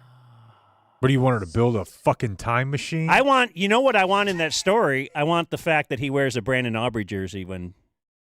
Well, concert. in the story, there's a photo of him with the specialists Oh, nice. wearing an Aubrey jersey. There's Okay. a lot of pictures of him wearing various Dallas sports jerseys. I don't know that we've ever had a celebrity so supportive. He asked me, or no, He's like the Drew Carey he of wore Dallas. Yeah. This will tell you. Speaking of Jason talking to the Mavs, although he wore a Dirk jersey the first night I ever saw him post at Trees. It was the first time I believe he'd ever done like a show like that. And that day, my friend who worked with him had me reach out to the Stars and ask if I could get a jersey. And I actually texted Tyler Sagan that day and was like, hey, I don't know if you know about this kid, but there is one guy that that knows him. It was that Mike Stud dude. Remember him? No. Anyways, I tried to get a Stars jersey for him that night, and they were like, we don't know who the fuck that is. Wow. It was it was 200 people there, and I'm like, I feel like he's a big Stars fan. Yeah, they were not having it. I was interested. Look at him now. I was interested that Jake went to that show. It was his first big hometown show. He grew up in Grapevine. He had played at this Italian restaurant, this little red sauce Italian joint in Cafe Italia? Napoli. Napoli's downtown. Oh, nice. Yeah. Big Napoli's guy. And he wasn't even booked. He had this thing where he would show up with his guitar, and then he'd sit there real nice, and then he'd ask the people that were paid for the evening, like, hey, can I come up and join you for a couple songs? That makes sense now because Napoli's is a place that has music. That's where I was telling you guys the last time I was there. The guy started playing the anthem at like 7:30 during dinner, and everyone stood up and like put their hands over their heart. And it was we were sitting outside back? on the street. It's Dinner like anthems? It was just this is a few years ago. It was very strange, but yeah, there is a little corner in a little Italian restaurant where they usually just have like a little guy with a guitar. Yeah, yeah. It's quaint. No, It's I used to go interesting. there all the time. I didn't know that. Yeah, so he had graduated, went to Tarrant County College and worked at Chicken Express. And then he Love went it. out to L.A. because his buddy was trying to make it as a streamer. It's like the most 21st century story. So he goes out to L.A., he starts, playing around with SoundCloud, puts his song, White Iverson, on the internet. Jake, do you remember, like, when that song blew up? I remember, yes. Because I knew a guy who knows Post. One of my longtime friends, I haven't talked to him in a long time, was Post manager, sort of. I don't know. Mentor. But it went from like 200 people had heard this song to 2 million in 2 weeks. It was crazy. Yeah, it now has more than 1 billion streams on Spotify. It was really weird. A lot of people at that time thought he was a plant because it just happened like that. It was like, where did this guy come from? Dan, have you ever heard a Post Malone song? Probably not. Yeah, I don't know. I really wasn't sure I had. Like I listened to White Iverson. It's not my deal. It's trap. It's what's called trap. Hell yeah. It is. It is. It is. I had to go to the Urban Dictionary because there's a line called that he says I'm saucing. Do you know what that means? What does it mean? It's rules. Sarah's got a little sauce. Yeah. Okay, so if you look behind you, that sign behind you is not what it means? Look behind you. There's a sign back there. That kind of sauce? Chisholm Trail? That's not as much of a sauce, more of a... You don't feel that chisholm sounds like any other word? Oh, okay. That could mean sauce? Oh, my God. What? It's so silly. Silly? Is that why the Chisholm Trail is up in your... Yeah. Somebody Because stole it that. sounds like Jism?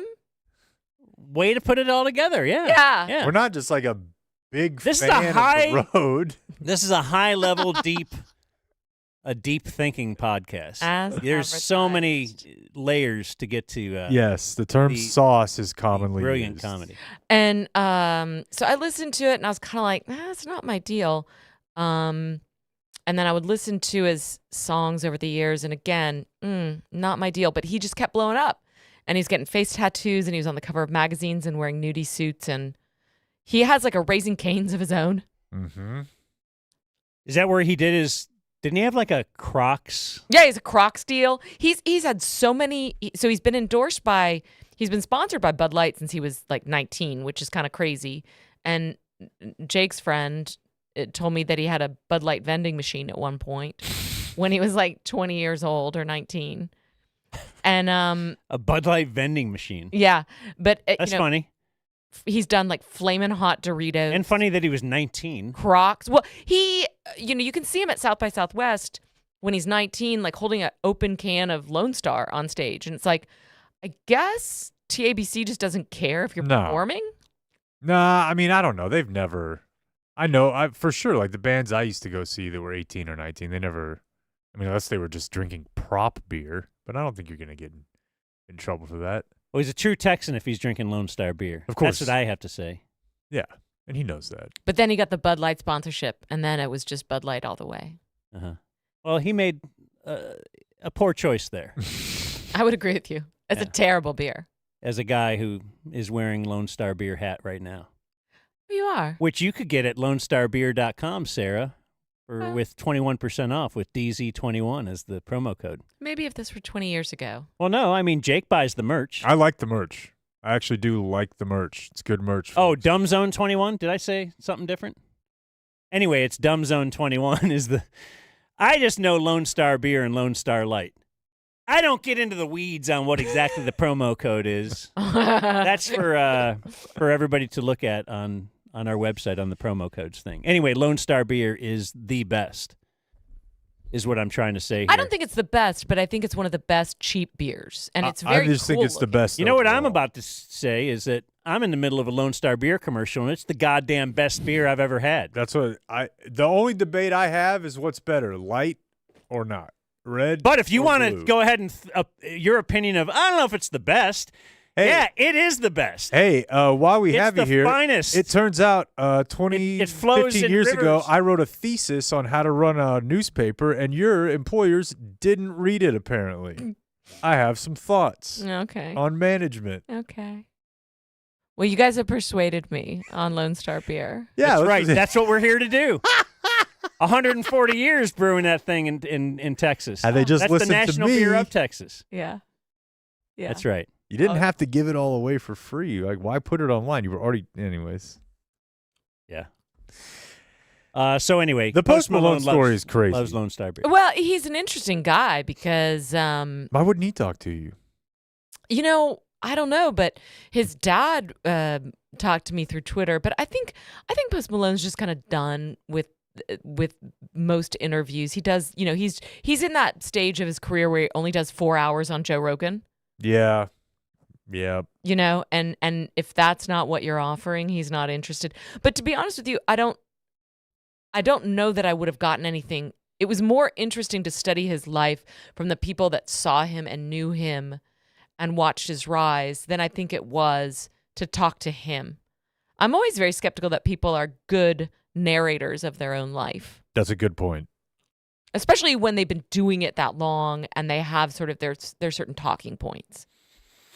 That is weird. I don't know if you've ever noticed this, Dan, but it's weird when you prep for an interview and then you interview someone, and even though you don't ask the same questions, they arrive at, okay, there's 4 or 5 things that I just say every time somebody asks me about my life.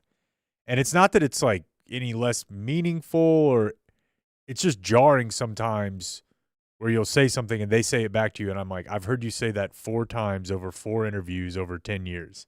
You're like, oh, that's what everyone just does. Mm-hmm. You become like a pull string toy because, when you do like so many interviews over and over again, you just assume everyone's going to start with the same question or they're going to ask about this one thing. So you just kind of go into that mode, which is why those interviews are really lousy. Interviews like that are lousy, and why I think people like Rogan better, because he doesn't do that stuff. He's just sitting around bullshitting. So they're talking about Minecraft and UFOs and vaccines, mushrooms, or whatever. It just might take 2 hours to get like a good strong 10 minutes. Sometimes I found that when I listen to Rogan. It's true though, but you will get like something you won't get anywhere else. Nowhere else, because they're in a different mood, and it's kind of like the old. I would imagine a writer going just to spend a weekend with you. Or did you do that with Post Malone? I didn't meet him.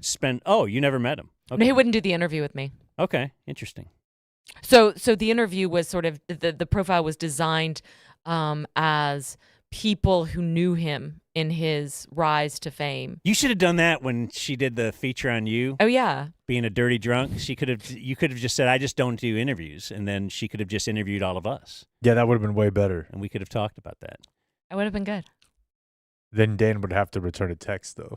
I loved your interview with Jake. I love the article. So good. We did a playlet on it on the show. Oh my God. It was amazing. I was mortified, but like just because I felt bad that I might have written something that upset Jake. Not at all. Not at fun. all. It's the #1 story I had last year. Well, how about that? So all I need to do is hit a little lapsy laps. Build the whole paper out of Jake. I'll write that too. You can come on back. Yeah, there you go. I'm doing every saga. Let's do some viewer mail. Oh, okay. Or we can break or do viewer mail. It's up to you. Well, it's up to nature. I'm taking a break. Okay. Hey, Claire, did you just get rear-ended by that truck and it wasn't your fault? I did. Cornelius Falcon, what should I do? Pick up your phone and start pressing 3s, you ungrateful monster. Franco and Franco. Should I call the insurance company? It's always best to talk to us before dealing with the insurance company. Okay, but I don't think I can afford a lawyer. Don't worry. You don't pay us anything up front. No hidden fees, no surprises. Oh, thank you. I feel so overwhelmed right now. Before you call the insurance company, call Frankel first. Frankel and Frankel. Call 214 or 817, all 3s. You're listening to the Dumb Zone. The boys have went on break. How long does it take to drain the main vein? I wouldn't know. I'm only familiar with streaming the bean. And if you think that's gross, I suggest talking to Steve Noviello, 'cause that's kinda gay. I don't make the rules, seems kinda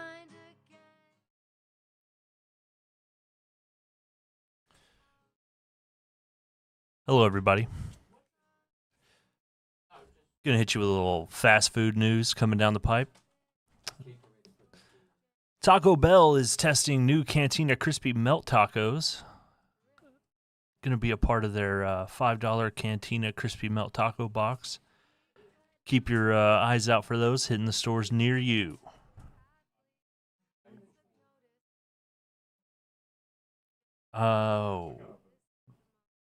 Arby's is making some moves in the fast food game. Not only have they introduced new barbecue sauces from the likes of Cedric the Entertainer, they're introducing a new Grand French Dip Italian Beef Dip Sandwich. That's their classic roast beef with peppers and their wonderful Italian beef dip. Haven't been to Arby's in a while. Still love their curly fries, but get on down there, see what that's about. Something I'm really excited about is Panda Express launching a new chili crisp chicken feature with Mike's Hot Honey. They're going to be coming out with that pretty soon. And I would really, really like some feedback from this from you guys. I've been a fan of Mike's Hot Honey. I've done a couple of different flavor tastings with it, with ribs and beef tip. But it's really, really something you need to look at in your world, where you're mixing your hot honeys. And I would say that's an untapped market there. Don't know where we have one, but I'm very interested in this. Wetzel's Pretzels is introducing a new mozzarella stick. And anything that's pretzel, sign me up. Anything that's mozzarella stick, double sign me up. I'm here for that. Oh, you want to know what's going on at Carl's Jr.? Buddy, we got a new Carl's Jr. $5.99 build your own bag. That's a BYOB. That's an 8 p.m. to close only, but $5.99 build your own bag? That's sick. With their some star chicken nuggets. Let's go. Some onion rings. Carl's Jr. also, they do waffle fries, but they do the waffle fries with the same seasoning as a curly fry. So it's like my two favorite fries. It's a waffle fry and a curly fry seasoning. So it's amazing. It's so great, and it's so good. NTZ, I once wrote a letter to Cane's about their chicken strips. They had significantly dropped in quality, and hats off to Cane's. I got a letter back from the regional manager of the Cane's franchise letting me know that they were looking into it and that they had noticed an issue with their product, and they corrected it. So due diligence. Good job, Cane's. All right, and that's your fast food facts for today, folks. Thanks for stopping in. I love you guys deeply in chat.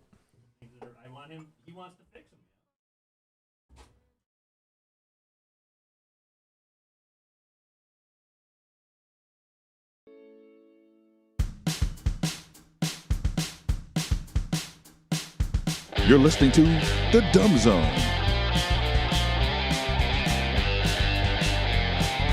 Because his name is Shoddy, like Schottenheimer. Hey, that reminds me, the Phillips 66 Big 12 Baseball Championship returns to Globe Life Field May 21st through 25th. Catch the action. Like a baseball. As top teams battle it out in Arlington for the conference crown. Tickets on sale now at globelifefield.com/Big12. Next weekend. And I guess Blake has some tickets that we could give away at some point if we want. So stay tuned for that next week. Won't that be exciting? globelifefield.com/Big12. Still makes me laugh. No puppet. I thought that was a hiccup. No, it still makes me laugh. And I just knew you'd have a tie into this because Sarah asked good break. Good break. We had a lot of talking points or topics. we're rating the break now. Yeah, Sarah was asking, why is there a Eatsies here? Do they just deliver us food every day? Right. They do not. But today is a special day. And I know you have a follow-up on this because today is Blake's birthday. Hey. Can I share it with somebody? Who? Travis Gafford. Someone else. Sarah's right? mom. It's my mom. Sarah's mom's It's birthday. my mom's 80th birthday. What if today. Blake is your real mom? I've always thought that. And it's also the 5-year anniversary of when I got my cat. No one really No, cares No one does care about at that. all. No one even wanted to hear that.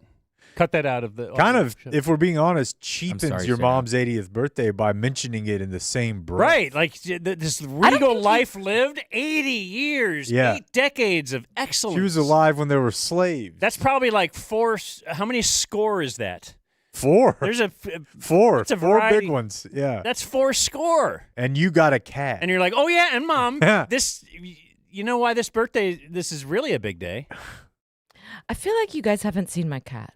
Well, I'm I pro thought you said cat. you wouldn't text that. Yeah. I did that once to somebody. I did that to a guy. Just a straight up. I was like, do you want to see my pussy? And he was like, yes. And then I sent a picture of my cat. Do you think the guy really wanted to, or did he just say yes? Because, like, you have to say yes. you have to say If yes. you're interested- I don't know that I really do. Of course I'd rather see your up tops, but all right. I'd rather see nothing. If Oh, really? juxtaposed, yeah. Interesting. Yeah.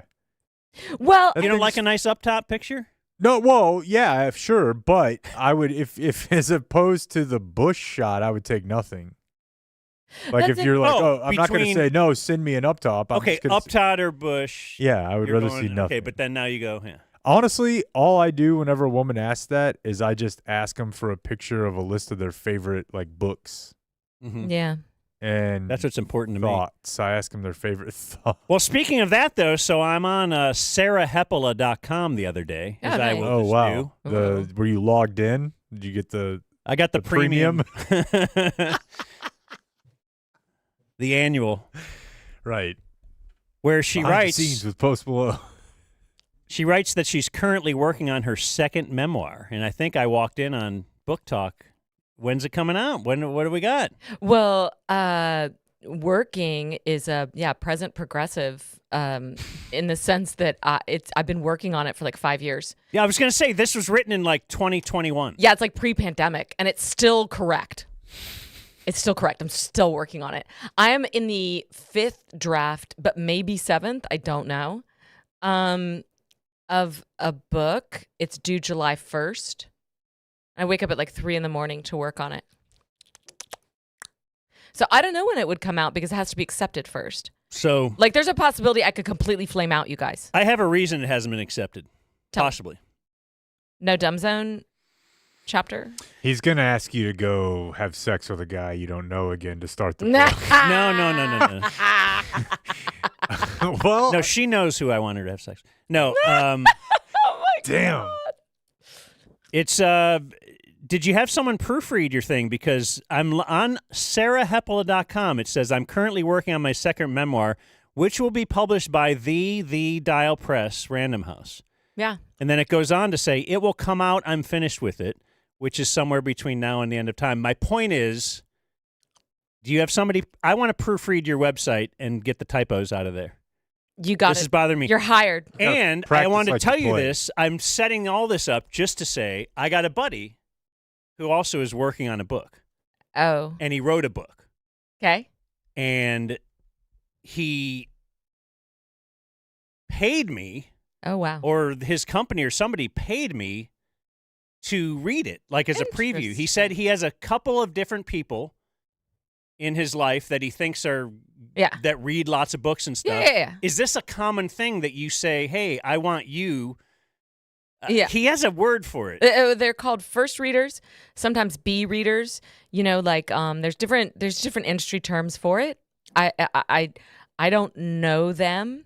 It's I don't know the slogan or jargon for it. I just know that you'd be well advised to hand your book over that you've spent 2 years, 5 years, 10 years writing to somebody other than the one person whose job is to read every single book that comes down the chute and therefore sometimes is not paying the closest attention. So, yeah, I mean, like Blackout I sent to a couple of different my writer friends at the same time that I sent it to my editor. When I'm done with this draft, I'll send it to a couple of people. Okay. And I think he's sending it to me just like not as a writer, like just a layman, like he knows I like reading. And so I read his book, and he also knows, and you know this, that I will, if I don't like something, I'll probably tell him about it. Mm-hmm. And you know that's worked to my detriment many times. But sometimes it works out, too, and this guy kind of wanted that. Well, it felt really weird because he's a very good friend of mine, but I did be like, this chapter, but this one, bravo, the way it ended. It was great. Is that how you felt? Yeah. No, Okay. I thought there was definite lulls. I'm like, why'd you do this? Yeah. Because I almost tuned out. I didn't want to finish the book. I thought it was a terrible start and a wonderful finish. Yeah. And he's like, you know what? I feel that. So. Well, that was incredibly smart of him to send it to a straight shooter. I mean, I think that if you're going to do that. But yes, I like that term, what you just said. You're a straight shooter. Okay. You call balls and strikes. All right. And I think that is the kind of person you need to send it to.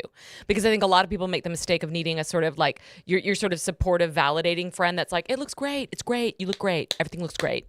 That's like Blake asks, what do you think you of don't my have haircut? You don't have a problem, dude. And I'm like, oh, Blake, great. Your hair looks great. I've never asked you about my haircut. What do you think of his mustache? I was going to ask about the mustache. When did this become in vogue for your generation of men to start growing porn and cop mustaches? Pandemic? Yeah, or 5 to 7 years in now. Yeah, And- it's more done to be for comedy, not Okay. looks, obviously. No, Over here it is, but in general, I think she's right. it's a good like, look. It looks good. I think you're doing it for comedy I and fun. don't think dudes with mustaches think they look good in a mustache. Really? Man, Huh. I don't know. Because my daughter goes to college, and I go to her campus, and the mustache is back, Rose. There's tons of them. Yeah. You know that Benson Boone, he's got a mustache. You know that Benson Boone? You know what I'm talking about? Is he Yeah. is he the new hitting coach for the Rangers? Yeah. It's Grant Boone. He's a Oh, I number saw 2 this draft. guy. Brett Boone, dude. He's like a Grant huge Boone. pop star, and he's really big with the kids. He has like Freddie Mercury vibes. He's got major Freddie Mercury vibes. That's Does why I love him. acrobatics. He does acrobatics. He did a flip off the piano at some award show, where Heidi Klum and some other MILF stood up and like ripped his tux off to show like a jumpsuit. And then he like got up on stage, walked up onto the piano and did a front flip. And I was in love. It was just over for me. Send him a picture. Yeah. Oh yeah, wait a minute, Uncle Hotmail. Hey, This is going to be brought to us by Early Bird CBD, Sarah. Can I get some samples? Did we give her some before? Yeah, we're gonna do. We'll hook it up. You're on board? You're Cali sober? It's CBD. It is CBD, It's but THC in Early Bird CBD. look, let's not get involved with all these details. Well, you just have if to you know have that. to take If a you get drug drug test tested at work, it It's could be legal. It It's could be a not for problem. you. It's legal. It's legal. It's legal. You know what's illegal is to pay full price. It's ridiculous. Right now at earlybirdcbd.com, That's use masterwork. the new promo code That's good. DZ20. If you'd used the old one, which was DumbZone, you can also use the code DZ20. That'll get you 20% off. As Dan said, if you got to take a drug test, these are not for you. But if you're just looking to put a smile on your face, relax, unwind, they are for you. So DZ20 to get 20% off at earlybirdcbd.com. Man, we got some absolute bangers this week. I'm going to do a gummy thought after Early Bird. With all the advancements in technology, do you guys think that we still have a long ways to go, or we will just always have something handheld that we use to control the screen in front of us?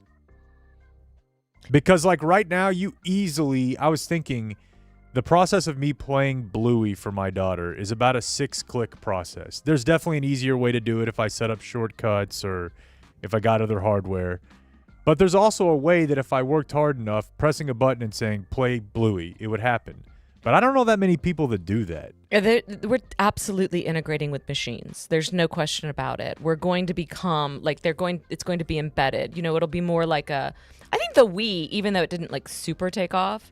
Like, well, do you know what a Nintendo Switch is? We talked about it last time. It's similar. So, yeah. But I think that's a good kind of like midway point between what I think. You just like aim it. Aren't we already there though? Can't you say Alexa? Yeah, exactly. But what I'm saying is, I don't think most people. Okay. You say Alexa turn on, you say Alexa like, how did OJ get off, whatever. But when you're sitting down watching TV, and even for me, like I know you're not a browser, but YouTube TV's up, and it's like I want to watch the stars. Well, I press a button, I go down to the stars, and I hit that. Well, now I want to watch the Nuggets. So I press a button, it backs out, I go to another screen, I still press a button aiming something at a screen. You're thinking there's something in your I guess the other option somehow would, you think it and it happens. The other option would be motion. I think motion, it would be motion or voice. Yeah, and motion and voice. We have voice, but it doesn't work like that, you know? We've got way too many clicks in the world. There's way too many clicks in the world. And we're clearly in like a awkward interregnum between the analog world and the technology world. There's definitely something to that. I have a buddy who just generally contends there's too much beeping. There's also too much beeping. He's like, once you notice this, go out somewhere. It's awful. You can't turn it off. It's just too much beeping. You know what else I hate is how all the electronics have lights that you can't get full darkness in your room if you've got like a cell phone plugged in or a laptop plugged in or whatever. I had to put like electrical tape over the black. Yeah. For sure. That's what Dan has to do to his laptop. Do you sleep with an eye mask? No. Okay. That's a game changer. Oh, yeah. Yeah. Usually. It's great. I feel like it would comes mess off. up my eyelashes. I have a couple of emails regarding Canada. We were talking Canada because of your radio show you found that produced like a real... The Ace Burpee show. Super gay... pump-up video for the... You know, he does a lot for the kids in Winnipeg. And wasn't there something... What was their bit? One fart all, one fart... All fart one. That was like a bumper sticker he saw and thought it was hilarious. Brought it to the show and could not make it through the story without laughing. Yeah, very FM... Brasher says, Dear Unc, when I heard the punchline of one fart all fart one... and how hard these Canadians were laughing, all I could think of was Terrence and Phillips. Completely. All they do is fart on each other, and it's the most popular show in Canada. I figured Matt and Trey made this up, but apparently it's reality, at least in Winnipeg. Never punt, from Brasher. And one more Canada email. On the Winnipeg Jets possibly being the gayest team in North America, adding their Stanley Cup song, a person from Winnipeg is called a Winnipegger. I feel like Jake would love this. This is Andy.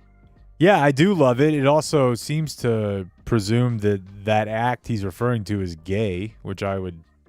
Have y'all ever gotten Winnipegged? I would reject that idea.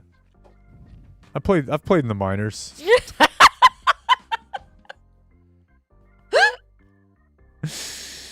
Let's see here. Ooh, while we're hot, some pap smear follow-up. What? Oh, good. Oh, yeah, we're talking about the guy who invented the pap smears, like George Papa something. Yeah. Greek fella. Okay. And then we were saying that it's the word smear is disgusting. It's so disgusting. It's already, as we said, we don't want a picture of that either. So already we're like, I don't really want to look. Now say it's smeared, and now I think of a bagel and a... Absolutely. And... I feel the same way about this. And they could have just called Dan because Paplication was right there. That name, he could have... You apply it. It's an application. I'm going to get a Paplication. A little portmanteau. Don't you think that would work great? Portmanteau. It's good. That's good. Do you remember? It also does the heavy lifting here of removing the word smear from the most prominent procedure involving a vagina. Smear. It's awful. It is awful. So then I watched one online. That didn't follow. I watched it online, and it kind of just looked like somebody was getting fingered. Well, you get basically swabbed. Yeah. You know, they have the metal. It's a brush, speculum. maybe? Okay. It's a speculum, and Oh, they yeah. they open you up that way. Oh, yes. And then they have a little. It does feel like a brush, but I think it's kind of like a swab, and that goes in there. It kind of hurts. It feels like somebody's knocking on your insides. Keep talking. But yeah, smear. I tried to do some chat GPT work, like finding out that people just used to say smear more. It seems really gross, but Anna Kay is the one who pointed out, like, it's not really a smear. What does she know? Well, She's a vet. presumably you'd smear it onto a slide so No. that you could look at Just the apply cells. it. Just apply it. You smear it in Ugh. order to We were talking the other see day about the mucus. Don't say that word.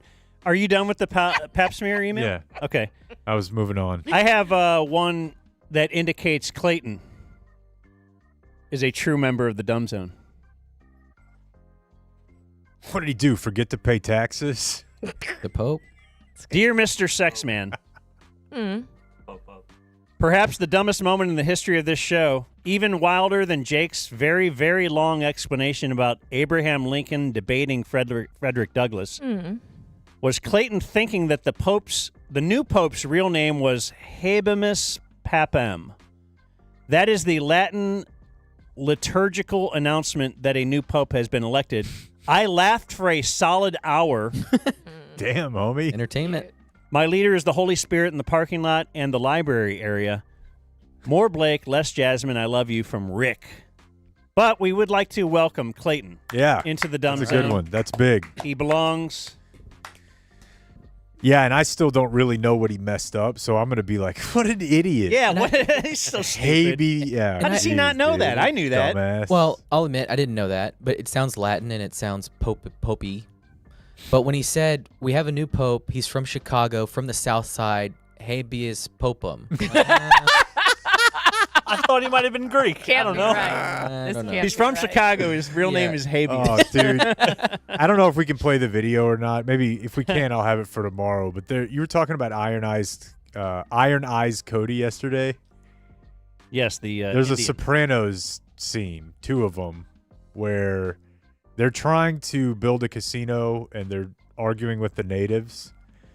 So they send their lawyer to go intimidate this local guy who's like the native leader, and they tell him that Iron Eyes Cody was Italian, and like the guy's crushed, but he has a younger person there with him who's like also a native, and they're like, everyone knows that this is not a big deal, Grandpa. Mm.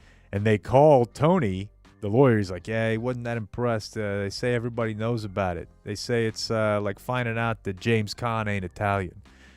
And Tony says that on the phone while Sill's there. And he's like, he says it don't mean nothing. He says it's like finding out that James Caan ain't Italian. And Seal just goes and kind of looks around like never had considered that James Caan. It's like this tiny little subtle Sopranos comedy moment where he just looks at the camera like, what the fuck, James Caan? So last week we were talking about my high school janitor had a voice box. Throat cancer. So Chris says, my grandfather had throat cancer. It forced him to remove his larynx. This is before I was born, so I never knew him without the wand that he would put up to his throat to talk like a robot, which is pretty crazy in hindsight. But I emailed to tell you there was a good period of time after he had his larynx removed that he did not have the wand thing, and he could only communicate by writing on a big notepad. During this time, he and my grandfather, who was known to be a real bitch, would get into arguments.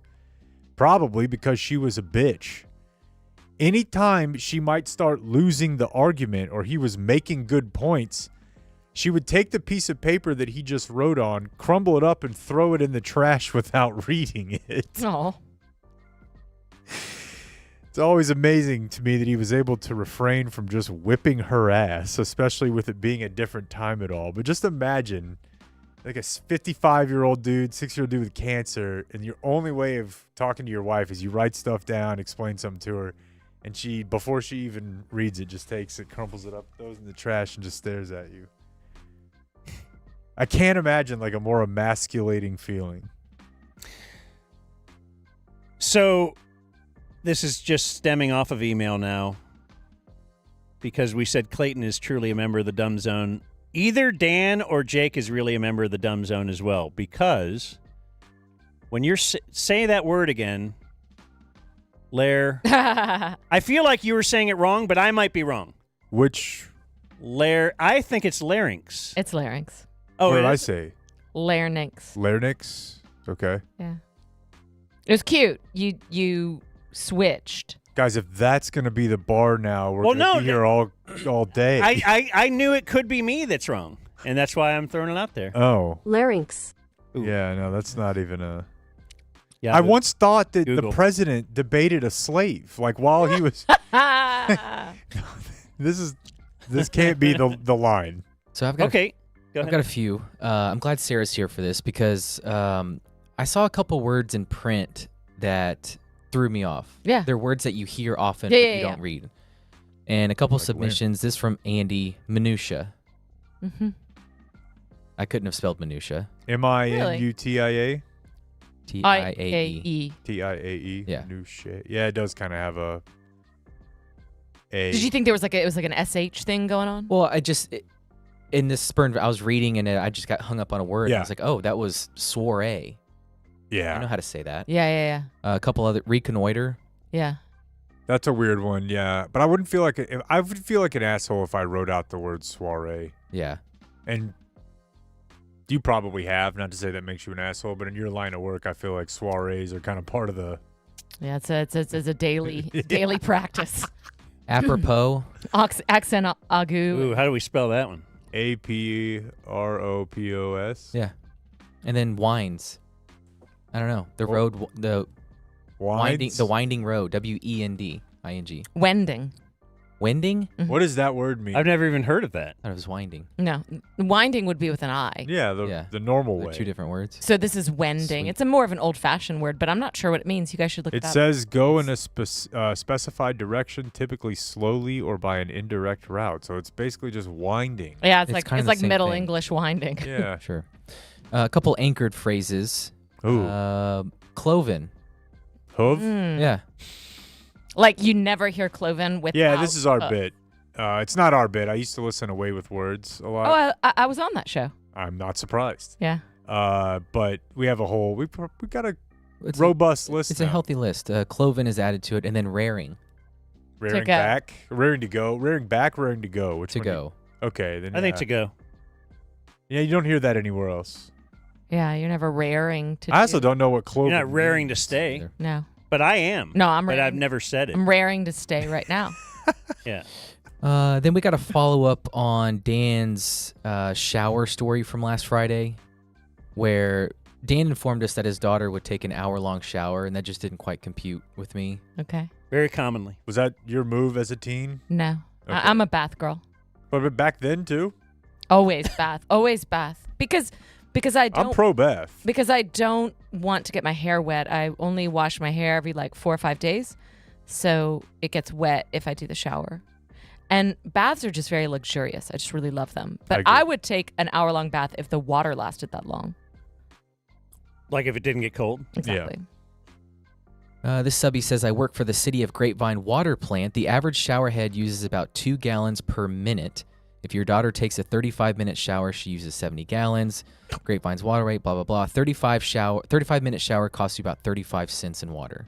I think we were saying that would get these guys are like $20. No, it wasn't 20, but I did get from some people. I got answers anywhere ranging from like $1.50 to about $3.50. It's not $5 or $10, but it is not 10 cents. Is it a money concern or Yeah. is it a what's going on in there concern? Nah, because you just whatever's going on there is whatever's going on in there. You just leave that to be. That's not his deal. But I like how Jake speaks for you now. You guys have really evolved as a couple. Thanks. I'm just trying to keep things moving. I don't know.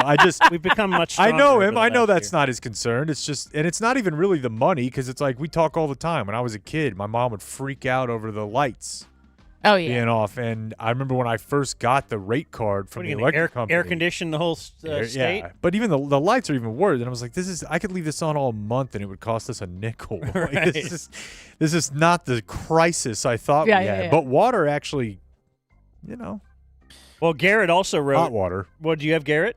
No, ahead. go ahead. Regarding the water, he said he wants to make sure while Jake recoils at your daughter taking a 1-hour shower every other day, Jake taking a 10-minute shower 6 times in 2 days is the exact same. Yeah. That's a good point. Whoever said I take a 10-minute shower? Did I say that? He's just saying that you shower more frequently. Oh, I do, but they're 2 to 3 minutes every time. Okay. 3-minute shower? At the most. I mean, I guess if I think to myself like, oh, we have all the time in the world here, then I'll plan like a 10-minute shower. But I'll shower in the morning and at night, and I'm in. 3 seems exceptionally short. 2 is. Yeah. I would think 5 is kind of short. You know that they do it in the military. Just fine. I mean, there's no point. I'm not in there to. But I know you have you're a fan of shower thoughts. Yeah. And usually I am, but I'll just get out and get back to the thoughts not showering. But you're not really doing anything. You're not shaving when you're in there, right? You're not really Oh, I washing your am. hair most of the Or- time. No. I do, but it's quick. You know, it's just. You're not conditioning. I wash my There's like a face. deep conditioning Nope. thing. Nope. Yeah. I just put shampoo up here, and that's all I use. He's trickled down. And then the trickle-down Trickle down. theory, it cleans all the other stuff. I'll do it here, I like too. that. Shampoo, Very efficient. the hot spots. There's What kind of 4 shampoo? hot spots. What kind of shampoo do you use? Whatever the cheap one on the shelf is. I don't have Suave? hair now. Yeah, Suave? something like Suave, yeah. I used to use Suave when I was cheap in college. And now you're... Yeah, well, the tough You're all thing about that, high-toned. Now I'm old I'm and sure high- now Like you know how Vidal great Sassoon, they are. is that This it? is brought to you by, no, I don't know. And then my final Actually, one. Suave is... yeah. My final one, Sarah. I got a massage last week, which is rare for me. Oh, interesting. I go to get pampered and then feel bad for being pampered. How come?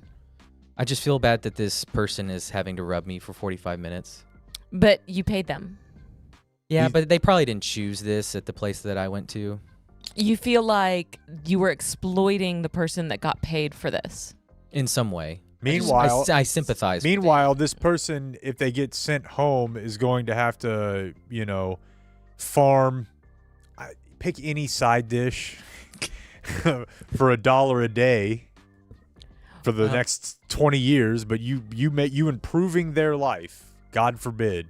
I You have to have white guilt over that. I'm gonna guess this isn't really about whether or not about the person. It's about your own sense of discomfort in taking care of yourself. Because as a man, it might even feel a little bit unmanly to do that. Yep. Because it's such a feminine thing to kind of self-care, all that stuff. And so I think most men would really, really benefit from a massage and really could enjoy it, but I think this is probably a very classic feeling, and that you didn't deserve it. It'd be like, do you pay somebody to do your lawn? No, I do it. So similar thing, right? If you had somebody else do your lawn, it'd Or be kind of like, please your wife or whatever. okay, that's puffy. But it's the Have same you guys been sort following of. the P Daddy trial, by the way. It's coming up in the news. Oh, I'm all over this. But this is fascinating, and I think it's really, really common. I used to feel really guilty, they probably like other people's backs better than mine. Yeah, that's common. Like I probably have this messed up thing, but that's all about you versus you.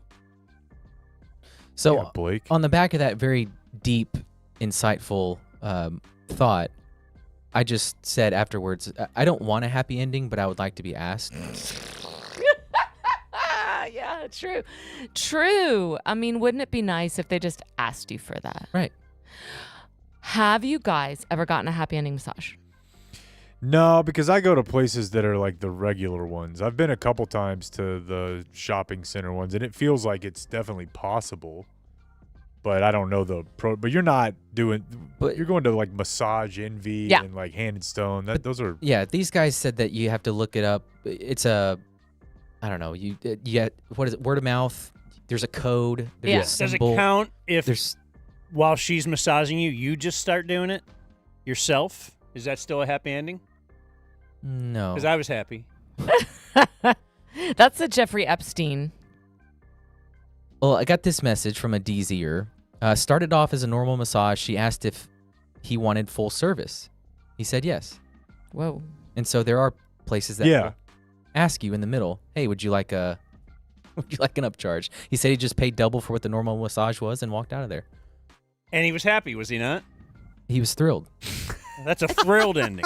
Seems like kind of like a getting your oil changed kind of thing for a man. You know, I mean, like, kind of like a lube job. You It know? is weird. it. I get it, and I'm not trying to just like attack centuries of conventional wisdom here, but it's a little bit weird that it feels really good when she rubs on like my glutes and my shoulder. Yeah. And that's like completely okay. But rub on that part. It actually feels pretty good on my thigh too. But It even feels better. This. Yeah. But you're not allowed to rub on that part. yeah. That's big government, man. I thought we're In trying to a get sense, government out of it her. really is. Yeah. Let's see here. Here's a gummy thought for you. This is from Michael. How big do you guys think ravens are? You think that's a little bird? No, they're big. Okay, good. We see him at the game. Yeah, this guy thought they were small, and he was writing into me like, "Man, I never realized the ravens are big." And some of them are like 6'7", 300 and Calais Campbell was 25 massive. Oh. Yeah, Michael Orr. Yep. It was huge. We were talking about car crashes in DFW the other day, and I said, I swear every Monday there are 12 of the gnarliest car crashes in all of the local news every week. It's street racing, it's motorcycle, it's shooting that ends up in crash. There's 10 of them every week. This guy who is a listener, which is still insane to me, worked at the old Parkland before they built the new one, trauma surgeon, and he said in 8 weeks he saw one gunshot wound, one ATV accident, and everything else was a car accident. One of my residents described the trauma surgery team as babysitting car accident victims until orthopedic surgery can fix their bones. The lesson is we need more guns. What do we need? Yeah, maybe. More ATVs, guns on ATVs. Well, that's interesting. I once shadowed a friend who was an ER doctor, and everything from midnight on was drunk people. Oh, really? And Yeah. really, really dangerously drunk people, like coming in with, like smashed in faces and, almost to the death limit. We were talking to our buddy Jimmy yesterday, the firefighter comedian, and his story, like a lot of what they do is just people get fucked up and they fall. And they're like, don't help me. Yeah. I can't get up. It's almost like drinking ain't that great, Yeah. Sarah. And then like they come out. Well, the thing is, There can be some negative. most people can handle it. There can be some negative effects. And then a quick one from Amy. We have a 64-year-old female listener we're trying to get laid. Aw. She got divorced after like 30 years. She's very active. She's super cool. She's very attractive. Wow. Amy is her name? Amy. Okay, I'm in on this. We have to figure out what we want to do with it, but there's something here. Would you like to date her, perhaps? Have you ever dated a lady, or no? I've experimented. Is that just a college thing? What was your age? I was 30s. In your 30s? Yeah. That's interesting. Sober or not? I'm sober. Sober? Yeah. Hell yeah. That's very interesting. Yeah. You got to keep it spicy. Okay, was she also sober? Yeah. And You think she this would just came plow out of through nowhere? without consent? Or was it like already a good friend? Somebody that you had hung with a lot and you had some kind of chemistry? Or is it like a stranger that you met? Was not a stranger. But someone you had known for a while? Yes. How did it occur? I mean, what led up to it? Like that night? I was always curious. Uh-huh. I was always very curious about that. And I'll decline to go into much more of it after this, but she was not alone. there's a guy. There's a couple. Oh, okay. It was a couple. So you were a third. I was. And did they formally approach you on? You know, my would you be boyfriend and interested I in were being looking at involved you in over there something from like this? across the bar. There's a Found your vibe interesting. yeah, there's a contract that you sign, and Are you joking now? Yeah. yes. But I just wonder. But I mean, will say, did they say, "Hey, we're"? No, it evolved over. We were all friends, and it evolved over months of hanging out. But I will say that I was on OkCupid at the time. I was online dating, and OkCupid went through a really horny phase that just doesn't get talked about, where just people were really experimenting, and there was all this stuff on there that was looking for a unicorn, and I was like, what the hell's a unicorn? And do you know what that is? No. The girl who's younger and will, It's the third girl that will make out, will be with the woman and also with the guy. And all these middle-aged couples in the suburbs just getting wasted and looking for a unicorn. That's what OkCupid was in about 2013. So the three of you had hung out together before? Yeah. Many times? Yeah. Or quite a few times? And now you're at their apartment, yours? Where are you? Neutral location. Neutral location, but not not a public park or something, right? Oh. Okay. No. It's a private location. Not in college. Okay, yeah. And then but how did did your hands touch his, or what was the, like you said, you had wondered about it. There's just a lot of tension. Did you already know oh, these people do this? I had an idea. Okay. I had some clues. Uh-huh. The pineapple on the door. Yeah, the pineapple on the door. Is that poly? I think that signaling? I've heard that. Okay, I don't know anything about that. Yeah, well, no, this is very interesting to me because you were just introduced introduced this to week, sauce. Yeah. Just this week, we talked to a guy who has a wife, but then they had a third lady join the group, and she now moved in, has her own bedroom. They have 3 kids, ages 5 to 12 or The something, first one. and yeah. The thruple. And they live like that regularly. And he was quite evasive about the initial well, how did it happen the first time when you're first kissing this other lady together? That's kind of what I'm how does it actually if you were drinking, I would totally understand. I know. That's how can you? That's how not, everything happens. That's the logical end point of a drunk night. Right. It had been developing for months as a kind of flirtation, and a lot of things. It was a joke. It was a joke. Everybody would joke about it. That'd be funny That if wouldn't you that joined be us. funny? Yeah. Wouldn't that be funny? And then silly. Yeah. Wouldn't it be funny? Oh, you guys. Oh. And and then there was sort of maybe stories about college and oh. What have you done? Yeah. Well, I once. Interesting. Oh, I've thought about it. So you sort of always been curious, Sarah. Oh, that's interesting. Oh. Yeah, I don't know. Didn't know Have that you about guys you. ever actually done it? Oh. They can actually we have. Yeah.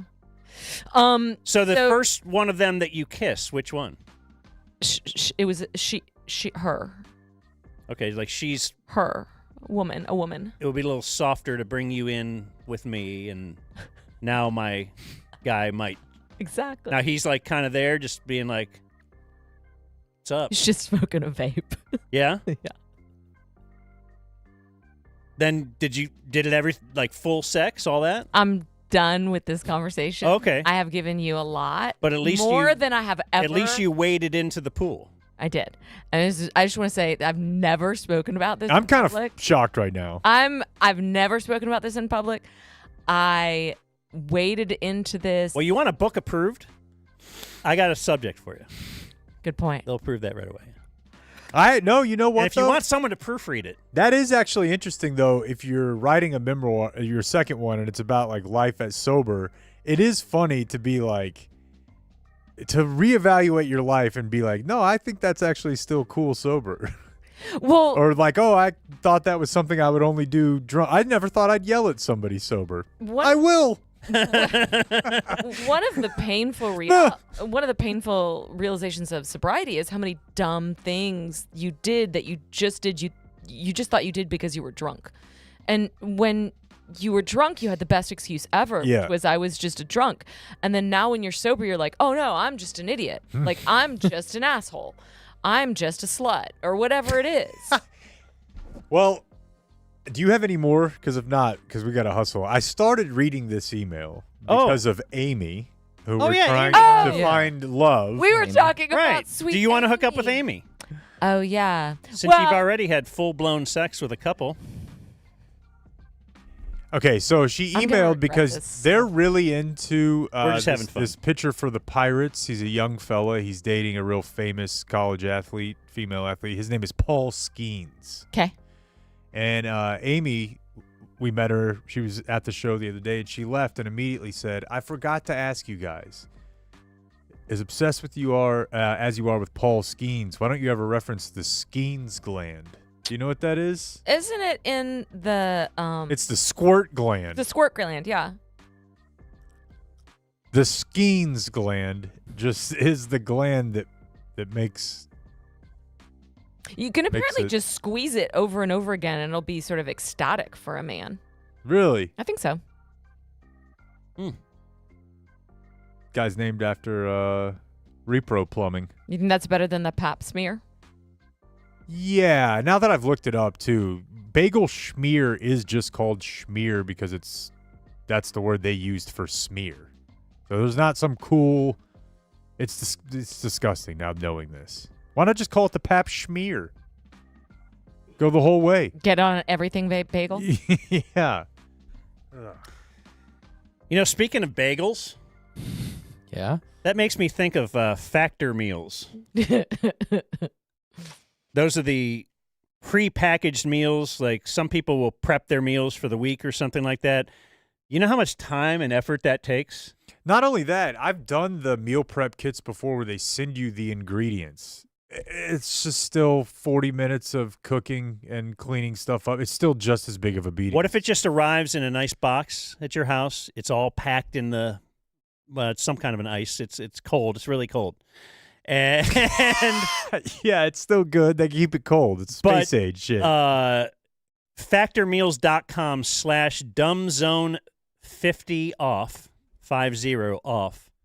Use the code dumbzone50 off, and you get 50% off plus free shipping on your first box. Factor's legit. I'm a customer. Amazing. I've lost some weight. You just microwave 2-3 minutes. They got 50 meals you can choose from. You can just keep it fresh. You can order your favorites again. Factor, very, very helpful if you've got little kids, if you're trying to, live life fast with a family. Factormeals.com/dumbzone50 off. Here's Jay. It kind of sounded like you were still Yeah, talking. it's okay. So Sarah referenced it earlier, paused. but yesterday was day 3 in the trial of Sean Diddy Combs. And yesterday was the day that his accuser, ex-girlfriend, business associate, Cassie. Is he against Busby? Is Tony Busby the attorney against him or no? Tony Busby was finding other people Jay-Z, right? to go after Diddy, Jay-Z, others, but he's not involved in this specific case.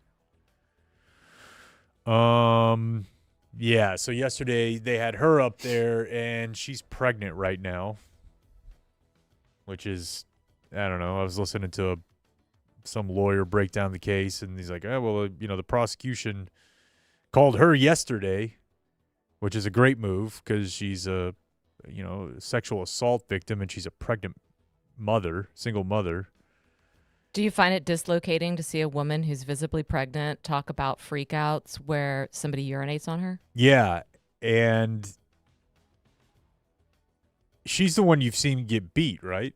Yeah. Mm-hmm. Yeah, that too. Just knowing that that's the same person when she's getting tossed around that hallway. Of course, the flip side of it is the defense is going to have to tiptoe around, hey, we don't really want to be assholes to this pregnant lady, but also, you took $20 million. So, that's what they have to do. Anytime the defense is involved, they can use the fact that they paid some money to invalidate like all your claims. But yesterday apparently was the first day. And look, I don't know. I guess I don't know how you find a juror who doesn't know who P. Diddy is, but I can promise you that person has never seen photos of an orgy. Like that, the type of person who would make it through this pool has lived a pretty, I don't know, sheltered-ish life, or at least a small, closed life. And now they're like, well, this woman here, she was given $20 million the day after she sued Mr. Combs. And later on this afternoon, we have a series of 100 photos that's just a group of people oiled up fucking. It was interesting to learn about the freak-offs. I had this vision of them as an orgy, but they were really more of two couple, like a couple and a rotating cast of male escorts. Okay. So because they did hear from one guy who said that he was paid by Diddy to have sex with Cassie. Yeah, that was an interesting story. So he was a manager at a male review, like a strip club. And they call him up and say, can you do a bachelorette party? And he's like, sure.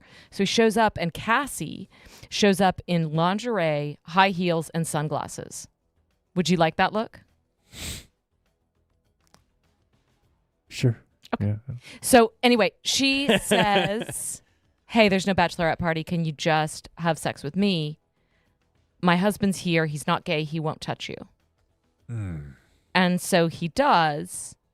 And he comes in, and these are some of my favorite details, of course, is that there's Astroglide, baby oil, and I think maybe candles. Make it real sexy. And they have sex, and then he leaves. Cassie texts him and says, can you send me a picture of your penis? He does. She says, can you come back? So he comes back, goes for another round. And this is very common with them. The freak-offs go from a couple hours to 10 hours. What are we doing, folks? And one of the reasons it's taking so long is because they will disappear into another room, leave him in the hotel or the house or wherever they are. They'll be gone for hours. And sometimes they'll come out and then just dismiss him. And sometimes they'll come out and be like, all right, come back in.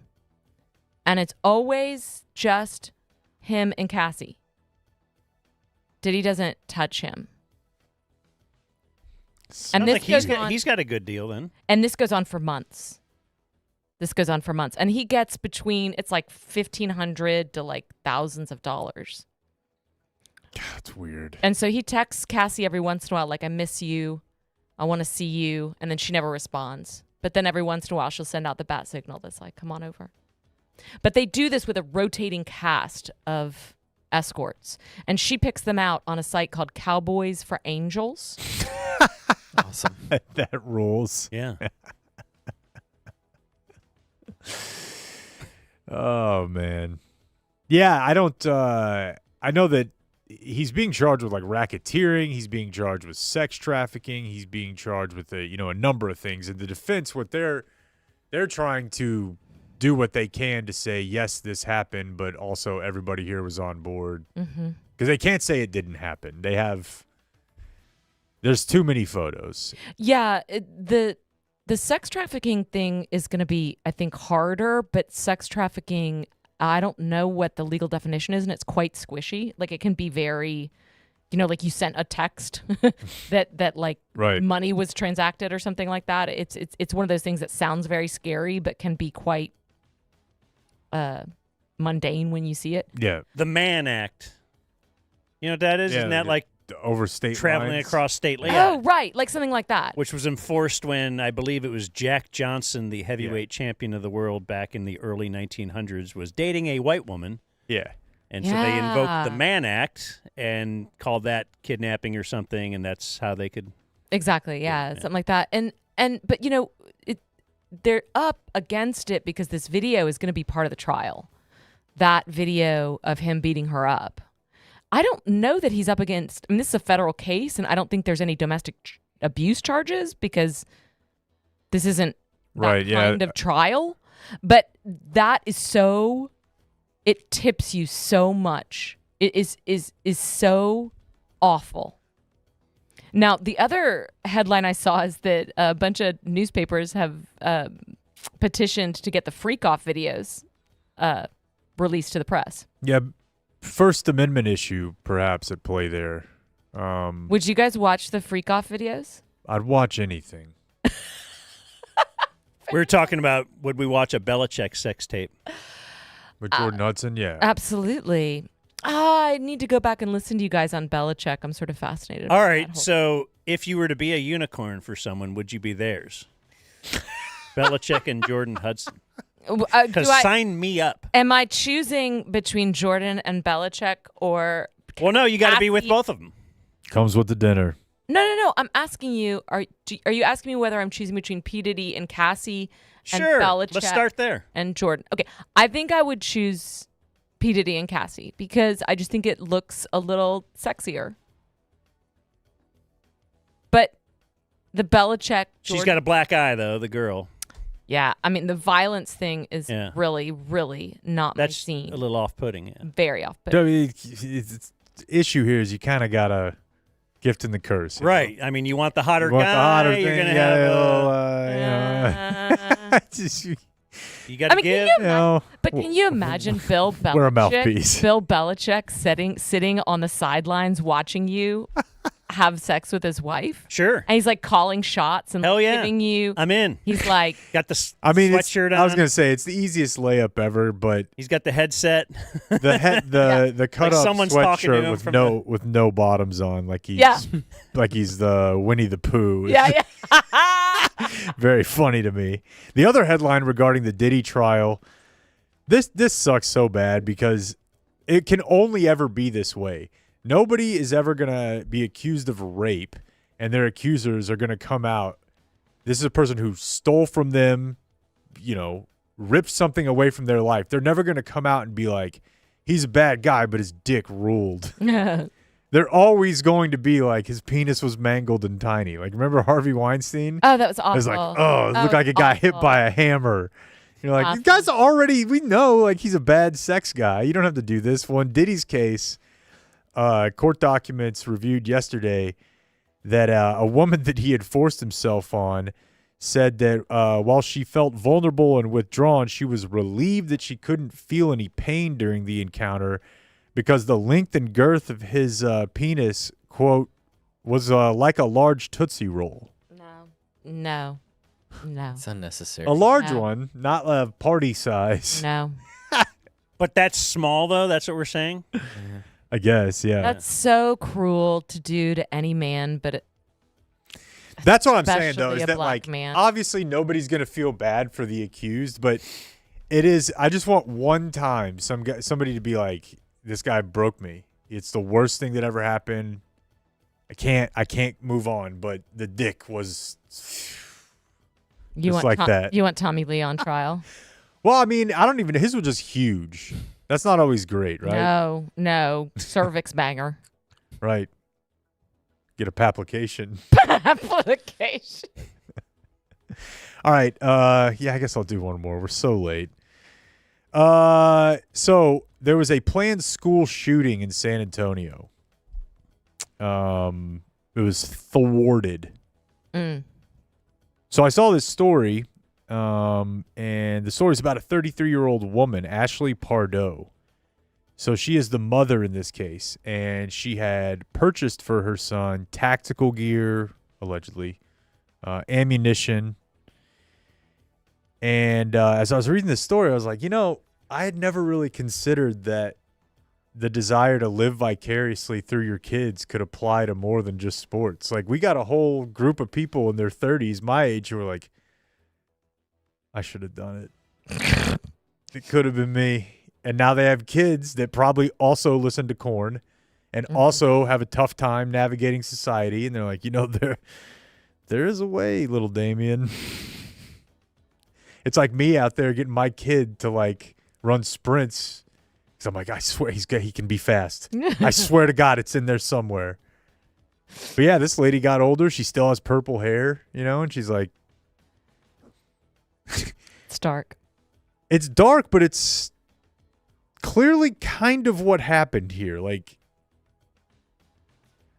this lady looks like a school shooter who got old without pulling off the gig, and now her kid's doing it, and she's buying the stuff. So this is a double thing. Plus, it's a lady doing it, so that's cool. That's weird. Just, it's not normal. It's unusual. Yeah, it's unusual. So I just want to be able to tell my daughters, you too could be a school shooter. Break that glass ceiling. I think that's part of it. And also, if it's not that, it's just, moms want their babies to have anything and be able to achieve anything. Some people will be like, I'm going to pay for the extra math tutor, or we're going to get the special dance coach. Some other people are like, I'm going to get him Kevlar and a bump stock because, anyways, there's your news. He asked for it. I spoil him. Dumb Zone News. Yeah, I spoil him. Like and subscribe. I got the extra magazine. So let's get a couple of viewer mail birthdays. Uncle Hotmail, I want to wish a belated birthday to my friend. Belated birthday. That means we've been talking to him the last 2 days about business stuff. It was his birthday. That's a tough look for us. Community mechanical business partner, the only white guy to play basketball for DeSoto High School in the last 40 years, Travis Gafford. He's the grand poobah at our HVAC company, Sarah. Community mechanical. They have a name. Do you want to shit on that and say your HVAC company's better than Community Mechanical? I wouldn't dare. They're not bad for a... Yeah, I heard about them. Yeah. No, you. I don't even want to make jokes. You could never. You can make jokes with Travis Gafford. He loves bits. He sounds like a country singer. The point is, with Travis and Community, you have never heard anything bad about them because they're impeccable. Yeah. 5 stars. 5-star. They broke the thing. They didn't have enough room for the amount of stars people were giving them. Anyway, this is from Drew. Travis Gafford's leaders are extreme weather patterns, his dumb zone ROI, and the $5,000 he's already saved up for Nina Pham's eventual OnlyFans page. We got to get Nina Pham out at the Dumb Zone generic summer event presented by Qualis. You know we're friends with her? I don't know who that is. Oh, she got Is Ebola. she like Haktua girl? No, she's a nurse in Dallas that got Ebola. She was the first person in the United States to have Ebola. And we became friends with her. Okay. No, the first person traveled from somewhere, and then she got it. Yeah. Oh, and is she just really hot or something like that? She's an attractive woman, but that's not really how we think of things. No, I just think no, you never would. I'm just so glad that she was able to overcome. Friend. She's a friend of ours. They quarantined her. They burned everything she owns. Like they burned her big screen TV. I was trying to get her If you think there was like COVID worry, like did we need to do that for COVID? Yeah. Like they burned every item she had, and there was a big debate over whether or not they should kill her dog. And this guy said absolutely. It's rough. And to his credit, he later told her that to her face. Yeah, and because she's a medical professional, she understood. As people inside the industry that I'm commenting on often do. It's the lay people that are. Yeah. But no, she's a really good, really dude. cool person. She has an OnlyFans page? No. This guy is alleging that she eventually will. I'd like her to be at the summer event, though. Sure. If she gets an OnlyFans page, we'll trade subscriptions. Like, hey, we'll give you one to the Dumb Zone, right? Does she do one with just the top of the hazmat on? That's fair. That's good. Guten Tag, DZ leaders. Today is my wife Lindsay's Dirk Nowitzki birthday. Her leaders are Dan and Julie's Uncle Baby Billy performance of Misbehavin' at Ticket Stock. Very good. She'd like you boys to settle a debate we have on the use of the word next versus this preceding a day of the week. Yeah. For example, today is Thursday. If you want to call out an upcoming event for the following Thursday, which statement would you say? Would you say this Thursday, I will never listen to the Dumb Zone, or next Thursday, I will never listen to the Dumb Zone? I think this is one where there's no real rule, right? Dan and I ran into this just the other day. I don't remember what it was, but you said this Saturday, but it was like Saturday. Yeah, this Saturday. Yeah. Oh, yeah. It was about this Saturday. I know. This coming Saturday. Yes. I'm like, what? Like if I said next Saturday, you would think of a week from Saturday, Not right? necessarily. You might think it's the But it is upcoming. the next one on the calendar. This is a terrible blind spot in the English language. It's just flat out. There's no good answer. We've got a problem. Damn. I've thought about it. Start a dialogue. Same with the thermostat. What does turn the air down? Yo, okay, so while we're talking community mechanical, they installed that mini split at my house.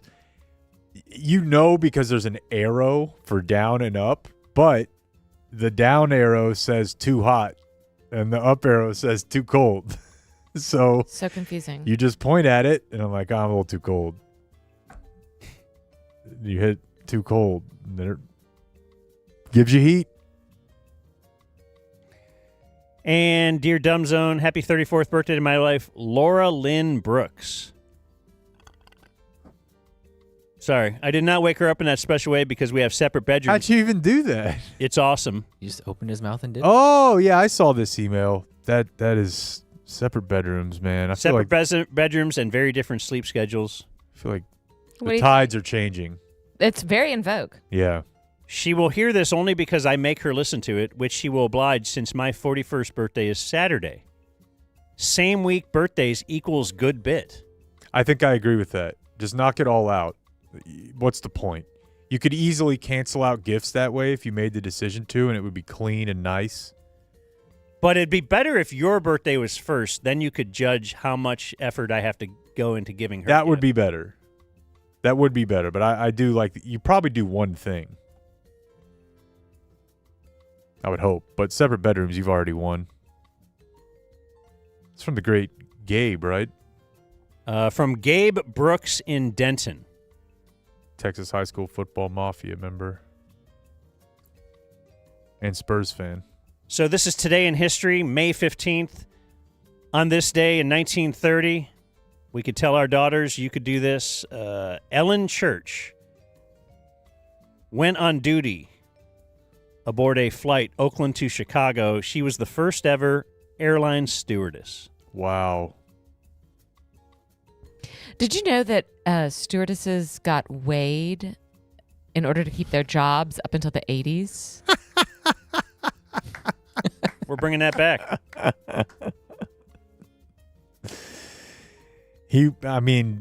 Nothing is off the table. Like, the only reason that we don't have weight tests for stewardess now is that Trump doesn't fly commercial. Because if he did, he'd be like, what?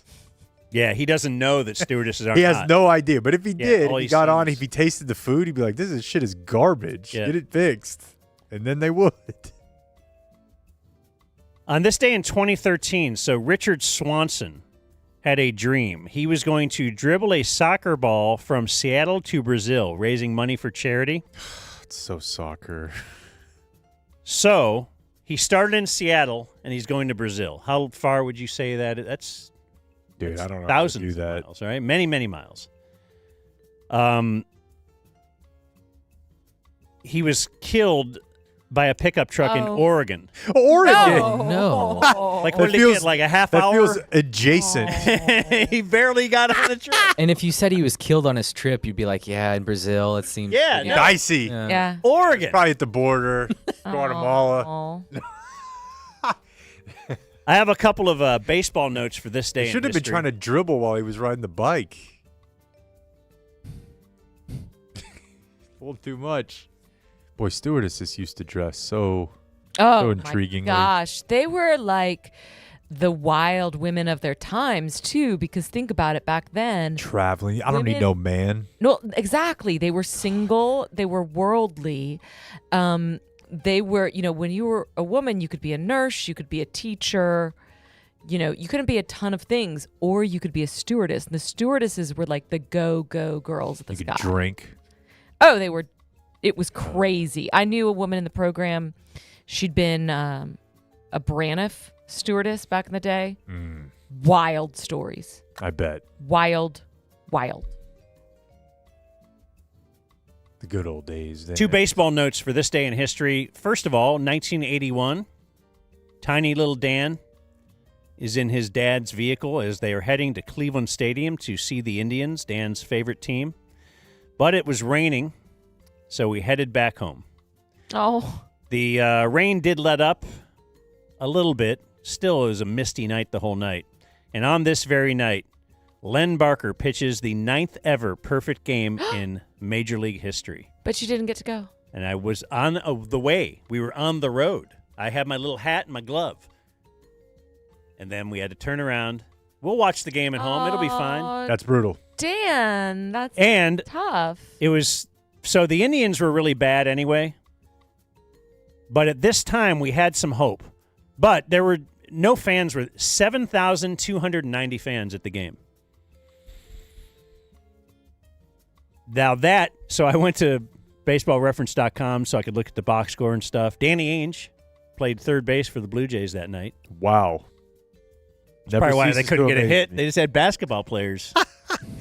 They're all in Canada. They're like, what's... Why they put McHale on the mound again? Yeah.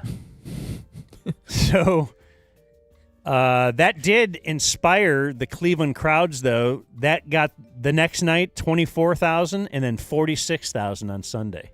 People are so dumb. Right, like maybe there'll be another perfect game. incredibly unlikely event when I go 2 days later. Yeah. And you look at, I remember they would sell the playoffs. They would have a lot of fans for opening day every year. 71,000 that year on opening day because it's such a big stadium. The next day, 13,000. So, anyway, go try. Brutal. And on this day, other baseball note.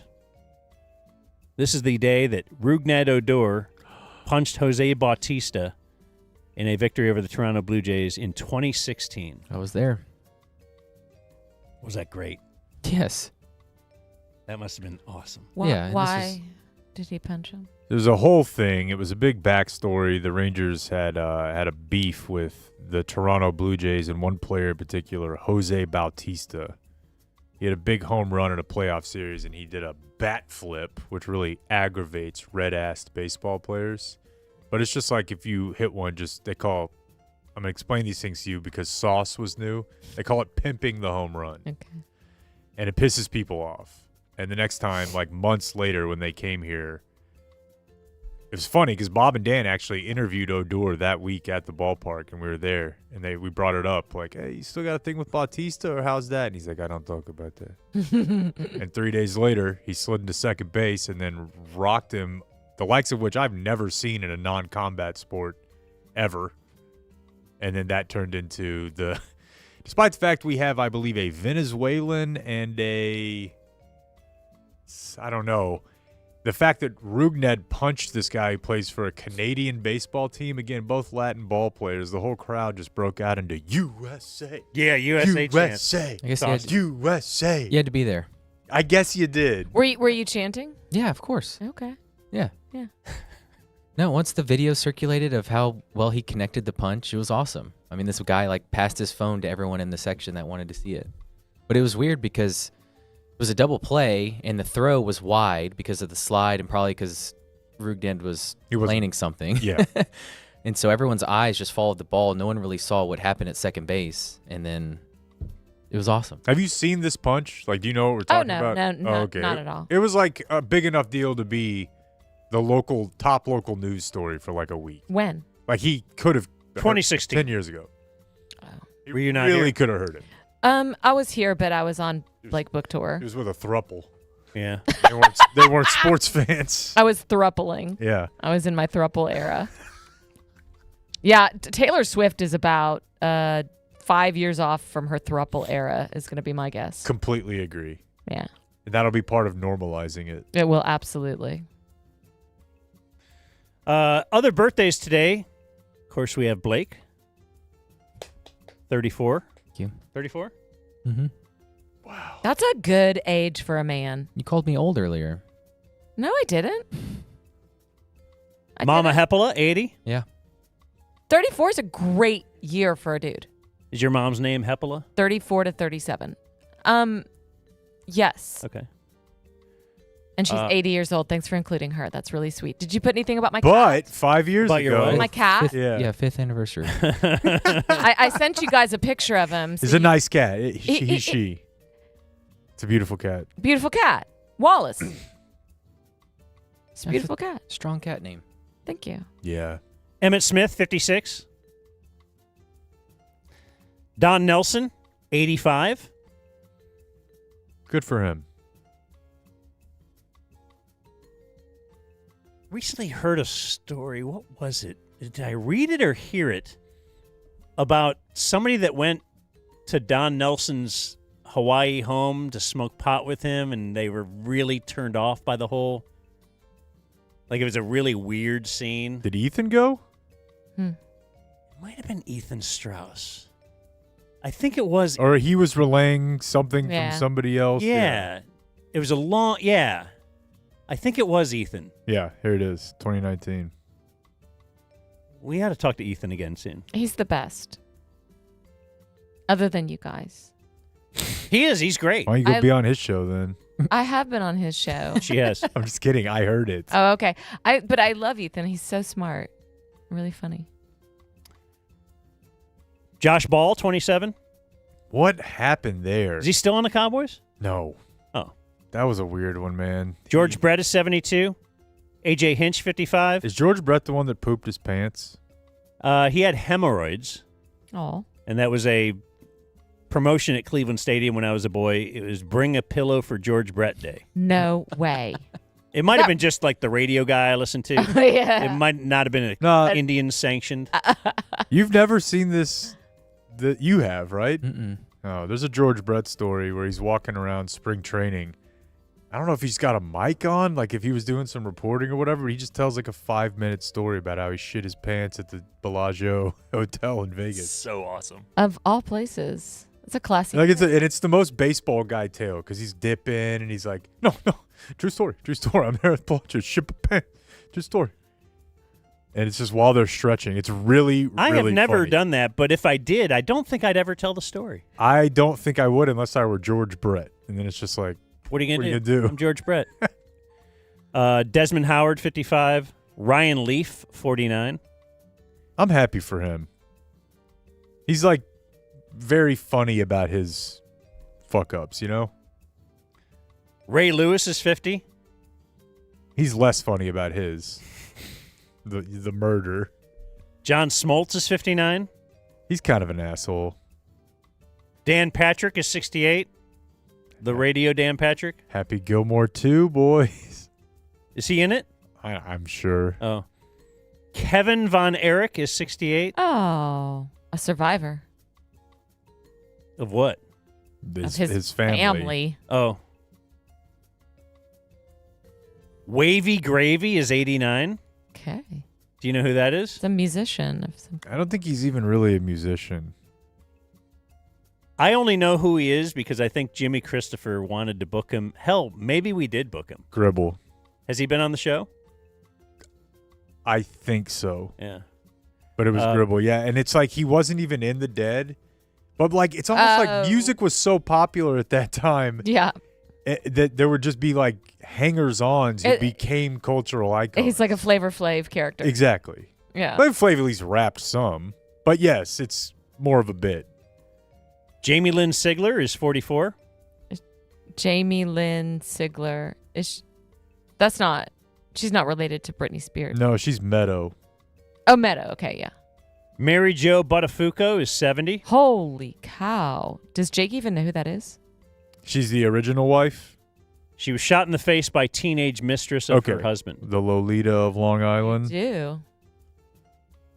Yeah, no, you can't, like, listen, if some guy showed up today and told you he knew everything about, like, what was happening in Gaza or something, you're like, okay, today, but tell me what happened in 1987. Tell me what happened in 1973. If they couldn't tell you, you don't respect the opinion. If I don't know old Kemp spins from the 90s, who am I? Yeah, absolutely. I need to know these stories. And all the way back to King Solomon trying to get those two broads to cut that baby in half. Yeah. Birthday of the day. I read the Bible. Allie Michael is 34.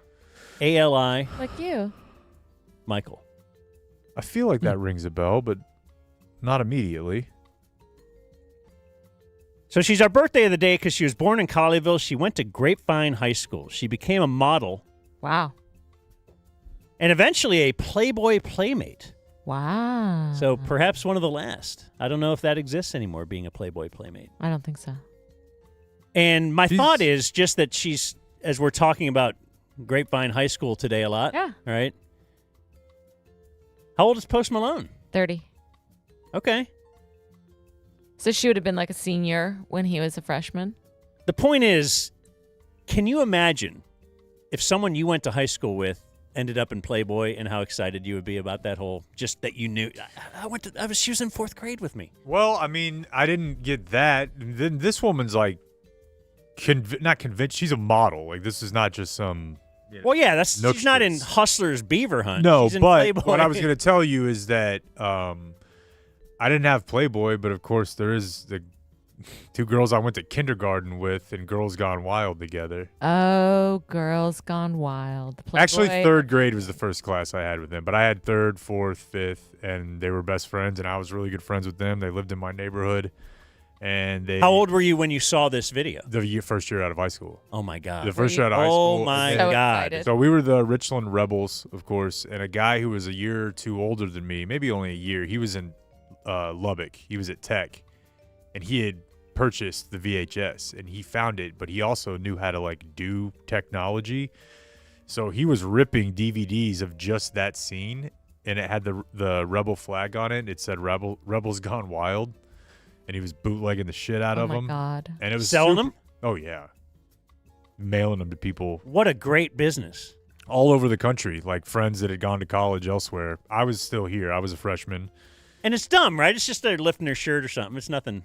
No. Oh. No, see, there's a dirty secret about Girls Gone Wild, man. If you've never watched those movies, I actually haven't, but I did watch the documentaries about it. There's like a 3-part.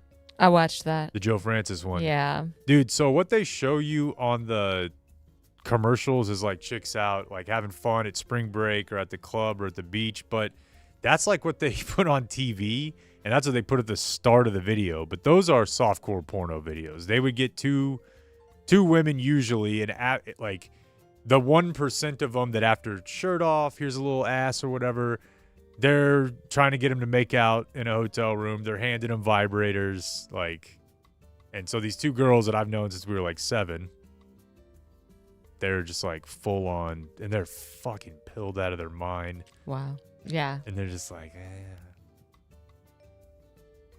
So yeah, I mean, I don't know about Playboy. All right, but yeah, that one. Joe Francis, is that his name? Yeah, he's a bad guy. Yeah, he's a creepy dude, and they got shut down eventually. Yeah.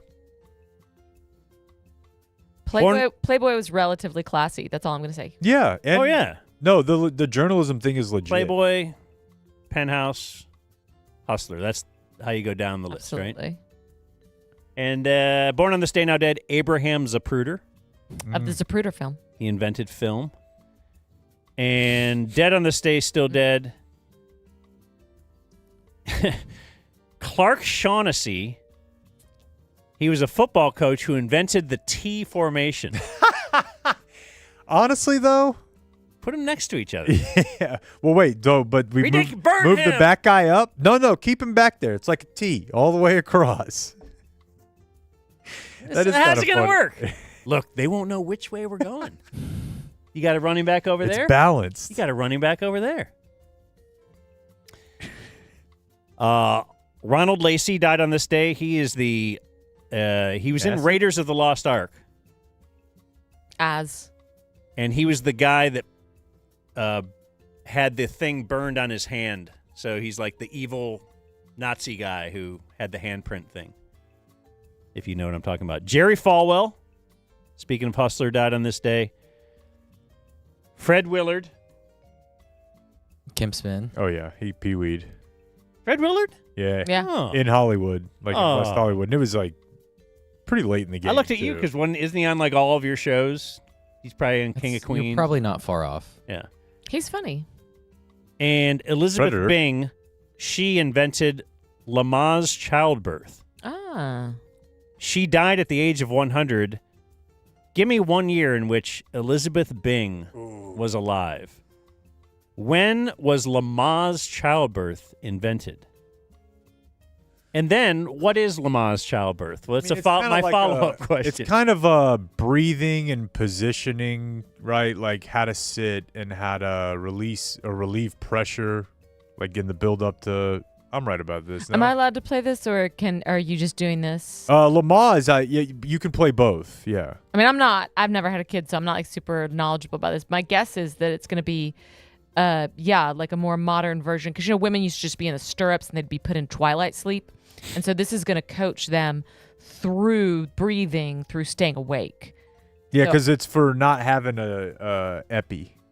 It's when like you're working with you don't get the needle. It does seem related to natural childbirth. Yeah, doula work, like where we were last week, where the guy bought a birthing center. I got no idea. I'm going to say the technique has probably been around for centuries. She probably didn't actually name it and gentrify it until like... Gentrify it. 1875. 1930. Yeah, I'm going to say like 1940. Yeah, I don't know. The question is just name a year she was alive. She died at the age of 100 in 2015. Holy damn! Wow. Yeah. That's so incredible. Your reasoning was sound. It's just more of a modern thing. 2015, though. And that was Today in History. This was an exceptionally long program. That's okay. Well, I'm not bashing it. I'm saying we have Sarah Hepola to thank for that, because she brings out topics in us that we didn't even know we'd have. That's what I like to do. Difficult to bring prep. out things in you men that you didn't know you had. Did you, and just for closing remarks, we'll give an extra little love to a couple of our lovely sponsors that we always want to promote. We got Frankel & Frankel, number one. You get in a car accident. Personal injury attorneys, just a reminder, the phone number, if you need a personal injury attorney, 214 or 817, then all threes. And, of course, fairlease.org. We want you to go there. And don't forget to, even if you go there just to peruse, like put in that the Dumb Zone sent you, because that's a good bump for us. Like, it helps us. Don't you want to help us? Don't you want to help us? Get off your ass. Yeah. Go read Sarah's article. Yeah, do you want to promote something? I wrote a story on Post Malone. Well, we've already talked about that. I know. I also wrote about the Country Music Awards. That's kind of interesting. And I wrote about the Byron Nelson. So I mean, I don't think there's anything you guys... Promoting is like, it's kind of interesting. I mean, yeah, I don't know. If you want to read it, read it. It's not that different from what we do. Whatever. The latest Smoke 'em If You Got 'em podcast is on Puff Daddy, and we went really deep on that case. You may be our correspondent now. Like, they say this is going to take weeks. I may need to check in with you here in 10 days or so. We went really deep on that. It was really fascinating. I mean, it's dark. Celebrity is dark. You don't want fame. You have to tell us. Oh, Jesus. Adios, mofo. We gotta go before this becomes a zoo. Thank you for watching my video. Subscribe and type for my name if you want to watch more of my